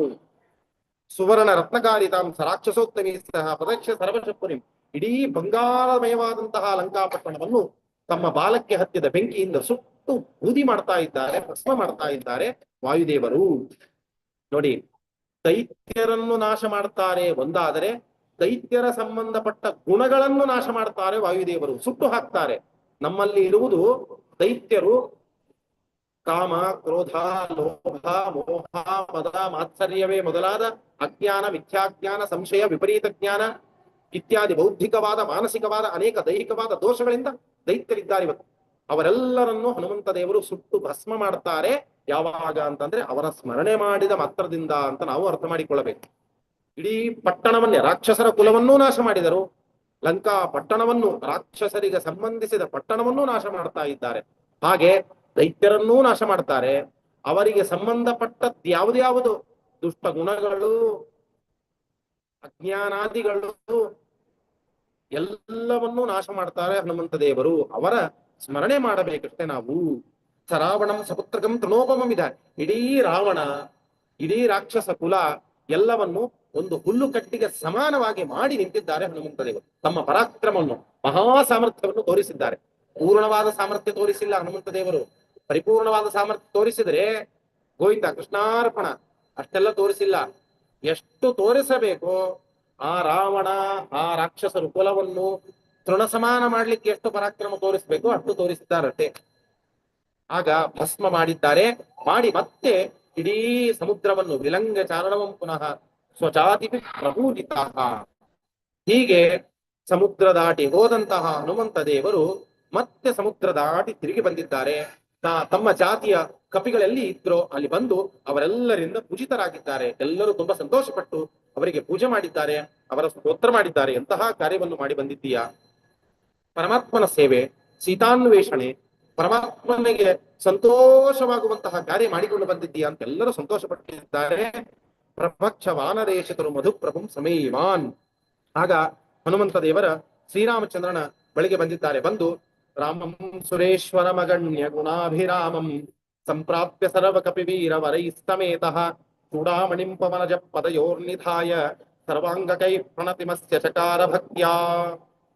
ಸರ್ವೇಶ್ವರನಾದಂತಹ ಅನಂತ ಗುಣ ಪರಿಪೂರ್ಣನಾದ, ಎಲ್ಲ ಕಪಿಗಳಿಂದ ಎಲ್ಲರಿಂದ ವಂದ್ಯನಾದಂತಹ ಆ ಪರಮಾತ್ಮನ ಪಾದಗ ಅಡಿಯಲ್ಲಿ ಸೀತಾದೇವಿ ಕೊಟ್ಟಂತಹ ಚೂಡಾಮಣಿಯನ್ನು ಇಟ್ಟು ಸಮರ್ಪಣೆ ಮಾಡಿದ್ದಾರೆ. ಸ್ವಾಮಿ, ನಿನ್ನ ಸೇವೆ ಮಾಡಿಕೊಂಡು ಬಂದಿದ್ದೇನೆ, ಮತ್ತೇನಾದರೂ ಸೇವೆ ಇದ್ರೆ ನನಗೆ ಹೇಳು ಅನ್ನುವಂತೆ ಕೈ ಮುಗಿದು ಅಲ್ಲಿ ನಿಂತುಕೊಂಡಿದ್ದಾರೆ ಹನುಮಂತ ದೇವರು. ಆ ಚೂಡಾಮಣಿಯನ್ನು ಪಾದಕ್ಕೆ ಇಟ್ಟಿದ್ದಾರೆ. ಇಟ್ಟಾಗ ರಾಮಚಂದ್ರ ದೇವರು ಏನ್ ಮಾಡ್ತಾರೆ ಅನ್ನುವುದು ಅದ್ಭುತವಾಗಿ ಹೇಳ್ತಾರೆ. ಅನೇಕ ವಿಷಯಗಳು ಹೇಳಬೇಕು, ಸಮಯ ಅಲ್ಪ, ಮಹಿಮೆ ಜಾಸ್ತಿ, ಏನ್ ಮಾಡ್ಲಿಕ್ಕೆ ಬರಲ್ಲ, ಸಂಕೋಚ ಮಾಡಿ ಹೇಳಬೇಕಾಗ್ತದೆ, ವೇಗದಿಂದ ಹೇಳಬೇಕಾಗ್ತದೆ, ಅನಿವಾರ್ಯವಾಗಿ ಮುಂದಿನ ಕಾರ್ಯ ಆಗ್ಲೇಬೇಕು. ಆದ್ದರಿಂದ ಪರಮಾತ್ಮ ಏನು ಮಾಡ್ತಾನೆ ಅಂದ್ರೆ, ರಾಮೋಪಿ ನಾಣ್ಯದನುದಾತಮಂಶ ಯೋಗ್ಯಮತ್ಯಂತ ಭಕ್ತಿ ಭರಿತಸ್ಯ ವಿಲಕ್ಷ ಕಿಂಚಿತ್ ಸ್ವಾತ್ಮ ಪ್ರದಾನಮಧಿಕಂ ಪವನಾತ್ಮಜಸ್ಯ ಕುರುವನ್ ಸಮಾಶ್ಲಿಷದಮಂ ಪರಮಾಭಿತುಷ್ಟಃ. ಭಕ್ತಿಯಿಂದ ವಿನಮ್ರನಾಗಿದ್ದಾರೆ ಹನುಮಂತ ದೇವರು. ಭಕ್ತಿಯಿಂದ ಸೇವೆ ಮಾಡಿದ್ದಾರೆ. ಎಷ್ಟು ಸೇವೆ ಮಾಡಿದ್ದಾರೆ ಅಂತಂದರೆ, ರಾಮಚಂದ್ರ ಹನುಮಂತ ದೇವರಿಗೆ ಆ ಸೇವೆಗೆ, ಆ ಭಕ್ತಿಗೆ ಪ್ರತಿಯಾಗಿ ಕೊಡುವುದಕ್ಕೆ ಏನಿದೆ ಅಂತಂದ್ರೆ ಏನೂ ಇಲ್ಲ ನನ್ನ ಹತ್ರ. ಅಷ್ಟು ಸೇವೆ ಮಾಡಿದ್ದೀಯ ನೀನು. ನಿನಗೆ ನಾನು ಏನ್ ಕೊಡ್ತೇನೆ ಅಂದ್ರೆ ಮೋಕ್ಷ ಕೊಡ್ತೇನಾ? ಮೋಕ್ಷ, ಈ ಸೇವೆಗೆ ಬಹುಮಾನ ಮೋಕ್ಷವಲ್ಲ, ಮೋಕ್ಷಕ್ಕಿಂತಲೂ ಹೆಚ್ಚಾದ ಸೇವೆ ಮಾಡಿದ್ದೀಯ ಅಂದ್ಮೇಲೆ ಮೋಕ್ಷ ಇದಕ್ಕೆ ಸಮಾನವಾದ ಫಲವಲ್ಲ ಇದು. ಏನ್ ಕೊಡ್ಬೇಕು ನಿನಗೆ ಅಂತಂದ್ರೆ, ಸ್ವಾತ್ಮ ಪ್ರಧಾನಮಧಿಕಂ ಪವನಾತ್ಮಜಸ್ಯ, ನನ್ನನ್ನೇ ನಾನು ಸಮರ್ಪಣೆ ಮಾಡ್ತೇನೆ, ನನ್ನನ್ನು ನಿನಗೆ ಆಲಿಂಗನ ಮಾಡಿಕೊಳ್ತೇನೆ, ಸ್ವೀಕಾರ ಮಾಡು ಅಂತ ಹೇಳ್ತಾನೆ ಶ್ರೀರಾಮ. ಸ್ವತ್ವಪ್ರಧಾನಮಧಿಕಂ ಪವನಾತ್ಮಜಸ್ಯ ಕುರ್ವನ್ ಸಮಾಶ್ಲಿಷತ್, ಆಲಿಂಗನವನ್ನೇ ಮಾಡಿಕೊಂಡಿದ್ದಾನೆ. ಇದಕ್ಕಿಂತ ಆದದ್ದು ಏನಿದೆ? ಪರಮಾತ್ಮನೇ ಆಲಿಂಗನ ಮಾಡಿಕೊಳ್ತಾನೆ ಅಂತಂದ್ರೆ ಅದಕ್ಕಿಂತ ದೊಡ್ಡದಾದ ಫಲ, ಅದಕ್ಕಿಂತ ದೊಡ್ಡದಾದ ಪ್ರಯೋಜನ ಇನ್ನೇನಿದೆ ಹೇಳಿ ಜಗತ್ತಿನಲ್ಲಿ? ಯಾವ ದುಡ್ಡು, ಯಾವ ಸಂಪತ್ತು, ಯಾವ ಮನೆ, ಯಾವ ಮಡದಿ, ಯಾವ ಮಠ, ಯಾವ ಮಂದಿರ, ಯಾವ ಮಕ್ಕಳು, ಏನಿದೆ? ಯಾವ ಮೋಕ್ಷ? ಎಲ್ಲ ಮಕಾರಗಳು. ಮನೆ, ಮಠ, ಮಂದಿರ, ಮಡದಿ, ಮಕ್ಕಳು, ಮೋಕ್ಷ ಎಲ್ಲವೂ ಮಕಾರದಿಂದ ಬರುತ್ತೆ. ಅದೆಲ್ಲದಕ್ಕೆ ಮೀರಿದ ಒಬ್ಬ ವ್ಯಕ್ತಿ ಇದ್ದಾನೆ, ಅದು ಮಾಧವ.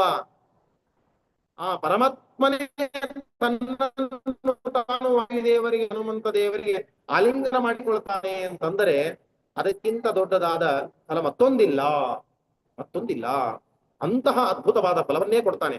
ಅಂದ್ರೆ ಇದರಿಂದ ಏನ್ ತಿಳಿಸ್ತಾ ಇದ್ದಾರೆ ಅಂತಂದ್ರೆ, ಭಗವಂತನ ಸೇವೆ ಯಾವ ಪರಿಯಾಗಿ ಮಾಡಬೇಕು ಅಂತಂದ್ರೆ, ಪರಮಾತ್ಮ ಸಂತುಷ್ಟನಾಗಿ ತನ್ನನ್ನು ತಾನು ನಮಗೆ ಅರ್ಪಣೆ ಮಾಡಿಕೊಳ್ಬೇಕು. ಅಷ್ಟರ ಮಟ್ಟಿಗೆ ನಾವು ಪರಮಾತ್ಮನಿಗೆ ನಮ್ಮನ್ನು ನಾವು ಅರ್ಪಣೆ ಮಾಡಿಕೊಂಡಾಗ ಮಾತ್ರ ಪರಮಾತ್ಮ ತನ್ನನ್ನು ತಾನು ಭಕ್ತರಿಗೆ ಅರ್ಪಣೆ ಮಾಡಿಕೊಳ್ತಾನೆ. ಏನ್ ಬೇಕೋ ಅದನ್ನು ಕೊಡ್ತೀನಿ ಅಂತಾನೆ ಪರಮಾತ್ಮ.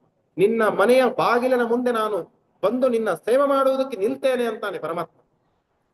ನಿನ್ನ ಮನೆಯ ವಿಗ್ರಹಗಳಲ್ಲಿ, ನಿನ್ನ ಮನಸ್ಸೆಂಬ ಮಂದಿರದಲ್ಲಿ, ನಿಮ್ಮ ಪ್ರತಿಯೊಂದು ನಿನಗೆ ಸಂಬಂಧಪಟ್ಟ ವಸ್ತುವಿನಲ್ಲಿಯೂ ನಾನು ಬಂದು ನಿನಗೆ ಸನ್ನಿಹಿತನಾಗಿ ನಿನ್ನ ರಕ್ಷಣೆ ಮಾಡ್ತೇನೆ, ನಿನಗೆ ಉದ್ಧಾರ ಮಾಡ್ತೇನೆ, ನಿನಗೆ ಜ್ಞಾನವನ್ನು ಕೊಡ್ತೇನೆ, ಅದ್ಭುತವಾದಂತಹ ಗತಿಯನ್ನು, ಫಲವನ್ನು ನಿನಗೆ ಕೊಟ್ಟು ಉದ್ಧಾರ ಮಾಡ್ತೇನೆ ಅಂತ ಪರಮಾತ್ಮ ಸಿದ್ಧನಾಗಿ ನಿಲ್ತಾನೆ. ಯಾವಾಗ ನಾವು ನಮ್ಮನ್ನು ನಮ್ಮ ಯೋಗ್ಯತೆ ಇದ್ದಷ್ಟು ಹನುಮಂತ ದೇವರಂತೆ ನಮ್ಮನ್ನು ನಾವು ಅರ್ಪಣೆ ಮಾಡಿಕೊಳ್ಳಬೇಕು. ಸ್ವಾತ್ಮ ಪ್ರದಾನವನ್ನು ನಾವು ಮಾಡಿದಾಗ ಪರಮಾತ್ಮ ತನ್ನನ್ನು ತಾನು ಅರ್ಪಣೆ ಮಾಡಿಕೊಳ್ತಾನೆ ಭಕ್ತನಿಗೆ. ಭಕ್ತ ವತ್ಸಲ ಅಂತ ಪರಮಾತ್ಮನಿಗೆ ಕರೀತಾರಲ್ಲ, ಹಾಗೆ ಅಷ್ಟು ಪರಿಯಾಗಿ ಸೇವೆ ಮಾಡಬೇಕು ಅಂತ ಹನುಮಂತ ದೇವರು ತಮ್ಮ ಸೇವೆಯಿಂದ ಜಗತ್ತಿಗೆ ತೋರಿಸ್ತಾರೆ. ಜಗತ್ತಿಗೆ ತೋರಿಸಿ ಮಾರ್ಗದರ್ಶನವನ್ನು ಮಾಡಿ ಉದ್ಧಾರವನ್ನು ಮಾಡುವಂತಹ ಮಹಾನುಭಾವರು ಹನುಮಂತ ದೇವರು. ಅಂತಹ ಹನುಮಂತನಿಂದ ಪರಮಾಭಿತುಷ್ಟ ಹೇಗೆ ಕೊಡ್ತಾನೆ? ತಗೊಂಡು ಹೋಗಪ್ಪ, ಸಾಕಾಗಿದೆ, ಎಷ್ಟು ಕೇಳ್ತೀಯ ನೀನು, ಅದು ಕೊಡು ಇದು ಕೊಡು ಅಂತ, ತಗೊಂಡು ಹೋಗಿ ಇವತ್ತು ಸಾಕು ಅಂತ ಬೇಸರದಿಂದ ಕೊಡಲ್ಲ. ಅಥವಾ ಬಡ್ಡಿಗೆ ಕೊಡ್ತಾರಲ್ಲ, ಇಷ್ಟಗೋ ಇದ್ರ ಮೇಲೆ ಇಷ್ಟು ಬಡ್ಡಿಗೆ ನನಗೆ ವಾಪಸ್ ಕೊಡು ಅಂತ, ಹಾಗೆ ಕೊಡಲ್ಲ ಪರಮಾತ್ಮ. ಪರಮಾಭಿತುಷ್ಟ, ಅತ್ಯಂತ ಸಂತುಷ್ಟನಾಗಿ ಕೈ ಚಾಚಿ ಸಾವಿರಾರು ಅನಂತ ಕೈಗಳಿಂದ ಅನಂತವಾದ ಸುಖವನ್ನು ಕೊಡ್ತಾನೆ ಭಗವಂತ ಶ್ರೀರಾಮಚಂದ್ರ ಅನ್ನುವಂತೆ ಆ ಹನುಮಂತ ದೇವರ, ಆ ಶ್ರೀರಾಮಚಂದ್ರನ ನಿಯಾಮಕತ್ವ, ಇವರ ದಾಸ್ಯತ್ವ ಎರಡನ್ನೂ ಅದ್ಭುತವಾಗಿ ಶ್ರೀಮದ್ ಆಚಾರ್ಯರು ಇಲ್ಲಿ ನಮಗೆ ತಿಳಿಸ್ಕೊಡ್ತಾರೆ. ಸ್ವಾತ್ಮ ಪ್ರಧಾನಮಧಿಕಂ ಪವನಾತ್ಮಜಸ್ಯ ಕುರ್ವನ್ ಸಮಾಶ್ರಿತವಂ ಪರಮಾಭಿತುಷ್ಟ. ನಮಸ್ತೆ ಪ್ರಾಣೇಶ ಪ್ರಣತ ವಿಭವಾಯ ವರಿಮಗಾಹ. ನಮಃ ಸ್ವಾಮಿನ್ ರಾಮ ಪ್ರಿಯತಮ ಹನುಮನ್ ಗುರುಗುಣ. ನಮಸ್ತುಭ್ಯಂ ಭೀಮ ಪ್ರಬಲತಮ ಕೃಷ್ಣೇಷ್ಟ ಭಗವನ್. ನಮಃ ಶ್ರೀಮನ್ ಮಧ್ವ ಪ್ರದೇಶ ಸುದೃಶನ್ನೋ ಜಯ ಜಯ. ಇಂತಹ ಅದ್ಭುತವಾದಂತಹ ಹನುಮಂತ ದೇವರ ಸೇವೆ, ಆ ಶ್ರೀರಾಮಚಂದ್ರನ ಅನುಗ್ರಹ ಎರಡನ್ನೂ ನಾವು ಹೇಳಿದರೆ ಅದರ ಸ್ಮರಣೆ ಮಾಡಿದರೆ ನಮಗೂ ಕೂಡ ಅಷ್ಟು ಅದ್ಭುತವಾದಂತಹ ಗುರುಗಳು, ದೇವ ಹಿರಿಯರು ನಮಗೆ ದೊರಕುತ್ತಾರೆ. ಆ ಗುರುಗಳಿಗೆ, ಆ ಪರಮಾತ್ಮನಿಗೆ, ದೇವತೆಗಳಿಗೆ ಸೇವೆ ಮಾಡುವ ಸೌಭಾಗ್ಯ ನಮಗೆ ಸಿಗ್ತದೆ. ನಮ್ಮ ಉದ್ಧಾರವಾಗ್ತದೆ. ಹನುಮಂತ ದೇವರ ಸ್ಮರಣೆ ಮಾಡಿದರೆ, ಅವರು ಮಾಡಿದ, ರಾಮಚಂದ್ರನಿಗೆ ಮಾಡಿದ ಸೇವೆಯನ್ನು ನಾವು ಸ್ಮರಣೆ ಮಾಡಿದರೆ, ಚಿಂತನೆ ಮಾಡಿದರೆ ನಮಗೆ ಆ ರೀತಿಯಾದ ಸೇವೆ ಮಾಡುವ ಸೌಭಾಗ್ಯ ದೊರಕುತ್ತದೆ. ಪರಮಾತ್ಮನ ಸೇವೆ ಮಾಡುವ, ಲಕ್ಷ್ಮೀದೇವಿಯ, ಮುಖ್ಯಪ್ರಾಣ ದೇವರ, ದೇವಾನುದೇವತೆಗಳ ಎಲ್ಲರ ಸೇವೆ ಮಾಡುವ ಸೌಭಾಗ್ಯ ಸಿಕ್ಕು ಮಹಾ ಸಾಧನೆಯಾಗಿ ನಾವು ಸದ್ಗತಿಗೆ ಹೋಗ್ಲಿಕ್ಕೆ ಸಾಧ್ಯವಾಗ್ತದೆ, ಉದ್ಧಾರವಾಗಲಿಕ್ಕೆ ಸಾಧ್ಯವಾಗ್ತದೆ. ಇಂತಹ ಅದ್ಭುತವಾದ ಪರಮ ಮಂಗಲಮಯವಾದ, ಜಗತ್ತಿಗೆ ಮಂಗಲವನ್ನುಂಟು ಮಾಡುವಂತಹ ಈ ಹನುಮಂತ ದೇವರ ಮತ್ತು ಶ್ರೀರಾಮಚಂದ್ರರ ಮತ್ತು ಸಂಗ್ರಹ ರಾಮಾಯಣದಲ್ಲಿ ಕೇಳಿದಂತೆ ಸೀತಾದೇವಿ, ಲಕ್ಷ್ಮಣ, ಭರತ, ಶತ್ರುಘ್ನರು, ಎಲ್ಲ ಕೌಸಲ್ಯಾದಿ ಮಹಾ ತಾಯಂದಿರು, ಎಲ್ಲ ಋಷಿ ಮುನಿಗಳು, ವಸಿಷ್ಠಾದಿ ಮುನಿಗಳು, ಋಷಿಗಳು, ಎಲ್ಲ ಮಹಾನುಭಾವರು, ಇಂತಹ ಅವರ ಸ್ಮರಣೆ ಮಾಡುವುದರಿಂದ ನಮಗೆ ಅದ್ಭುತವಾದಂತಹ ಫಲ ಸಿಕ್ಕೇ ಸಿಗ್ತದೆ, ಪರಮ ಮಂಗಲವಾಗ್ತದೆ ನಮ್ಮ ಜೀವನದಲ್ಲಿ ಅಂತ ಹೇಳ್ತಾ, ಕೆಲವು ದಿವಸಗಳಿಂದ ನಾವು ಸಂಗ್ರಹ ರಾಮಾಯಣವನ್ನು ಕೇಳ್ತಾ ಬಂದಿದ್ದೇವೆ. ಪುಣ್ಯಕರವಾದಂತಹ ಶ್ರೀರಾಮಚಂದ್ರನ, ಸೀತಾದೇವಿಯ, ಆ ದಶರಥ ಮಹಾರಾಜನೇ, ಜನಕ ಮಹಾರಾಜನೇ ಮೊದಲಾದ ಮಹಾನುಭಾವರ, ವಸಿಷ್ಠಾದಿ ಋಷಿಗಳ ಎಲ್ಲ ಸ್ಮರಣೆ, ಅವರ ಕೀರ್ತನೆ, ಅದು ಆಗಿದೆ. ಅದರಿಂದ ಎಲ್ಲರಿಗೂ ಕೇಳಿದವರಿಗೆ ಹೇಳಿದವರಿಗೆ ಇಡೀ ಜಗತ್ತಿಗೆ ಜಗಜ್ಜೀವನ ಹೇತುನ ಅಂತ ಹೇಳಿದಂತೆ ಆ ರಾಮಚಂದ್ರನ ಲಕ್ಷ್ಮೀನಾರಾಯಣರ ಸ್ಮರಣೆ ಮಾಡಿದರೆ ಇಡೀ ಜಗತ್ತಿಗೆ ಮಂಗಲವಾಗ್ತದೆ ಅನ್ನುವಂತೆ ಶಾಸ್ತ್ರ ಹೇಳುತ್ತೆ. ಹಾಗಾಗಿ ಅಂತಹ ಅದ್ಭುತರಾದ ಸರ್ವೋತ್ತಮನಾದ ಪರಮಾತ್ಮ, ಅವನ ಮಡದಿಯಾದ ಜಗನ್ಮಾತೆ ಸೀತಾದೇವಿ ಅವರ ಕೀರ್ತನೆ ನಾಮಸ್ಮರಣೆಯಿಂದ ನಮ್ಮೆಲ್ಲರಿಗೂ ಮಂಗಲ ಉಂಟಾಗಲಿ. ಅದ್ಭುತವಾದ ಮೋಕ್ಷ ಸಾಧನ ಏನೇನಿದೆಯೋ ಅದೆಲ್ಲವೂ ನಮಗೆ ನಮ್ಮಿಂದ ನಡೆಯಲಿ. ಆ ಪರಮಾತ್ಮ ವಾಯುದೇವರ ದ್ವಾರ, ಸಮಸ್ತ ದೇವತೆಗಳ ದ್ವಾರ, ಎಲ್ಲ ಟೀಕಾಕೃತ್ಪಾದರೆ ಪದ್ಮನಾಭ ತೀರ್ಥರೇ ಮೊದಲಾದ ಶ್ರೀಮತ್ ಸತ್ಯಾತ್ಮ ತೀರ್ಥ ಶ್ರೀಪಾದಗಳವರೆಗಿನ ಎಲ್ಲ ಗುರು ಪರಂಪರೆಯಲ್ಲಿ ನಿಂತು ಪರಮಾತ್ಮನೇ ನಮ್ಮಿಂದ ಅದನ್ನು ಮಾಡಿಸಲಿ ಎಂಬುದಾಗಿ ಆ ಪರಮಾತ್ಮನಲ್ಲಿ ಪ್ರಾರ್ಥನೆ ಮಾಡಿಕೊಂಡು ನಾವು ಅವನ ಪದಾರವಿಂದಗಳಲ್ಲಿ ಇದರ ಸಮರ್ಪಣೆ ಮಾಡೋಣ. ಶ್ರೀ ಕೃಷ್ಣಾರ್ಪಣಮಸ್ತು. ನಾಹಂ ಕರ್ತ ಹರಿಕರ್ತ ತತ್ ಪೂಜಾ ಕರ್ಮಚಾಖಿಲಂ ತಥಾಪಿ ಮತ್ಕೃತಾ ಪೂಜಾ ತತ್ ಪ್ರಸಾದೇನ ನನ್ಯಥಾ ತದ್ಭಕ್ತಿ ತತ್ಫಲಂ ಮಹ್ಯಂ ತತ್ ಪ್ರಸಾದ ಪುನಃ ಪುನಃ ಕರ್ಮನ್ಯಾಸೋ ಹರಾವೇವಂ ವಿಷ್ಣೋಸ್ತೃಪ್ತಿಕರಸ್ತದ ಅನೇನ ಭಾವಿ ಯತ್ಪುಣ್ಯಂ ತದಾಪ್ನೋತು ಗುರುರ್ಮಮ. ಶ್ರೀಕೃಷ್ಣಾರ್ಪಣಮಸ್ತು. ಇದಂ ಜ್ಞಾನಂ ಹರೇಃ ಪೂಜಾ ಹರೇರೇವೋದಿತಂ ಸದಾ ಹರ್ಯತೀರಂ ಚ ಸರ್ವತ್ರ ಇತ್ಯೇವಂ ನ್ಯಾಸೋ ಹರೌ ಸ್ಮೃತಃ. ಶ್ರೀಕೃಷ್ಣಾರ್ಪಣಮಸ್ತು.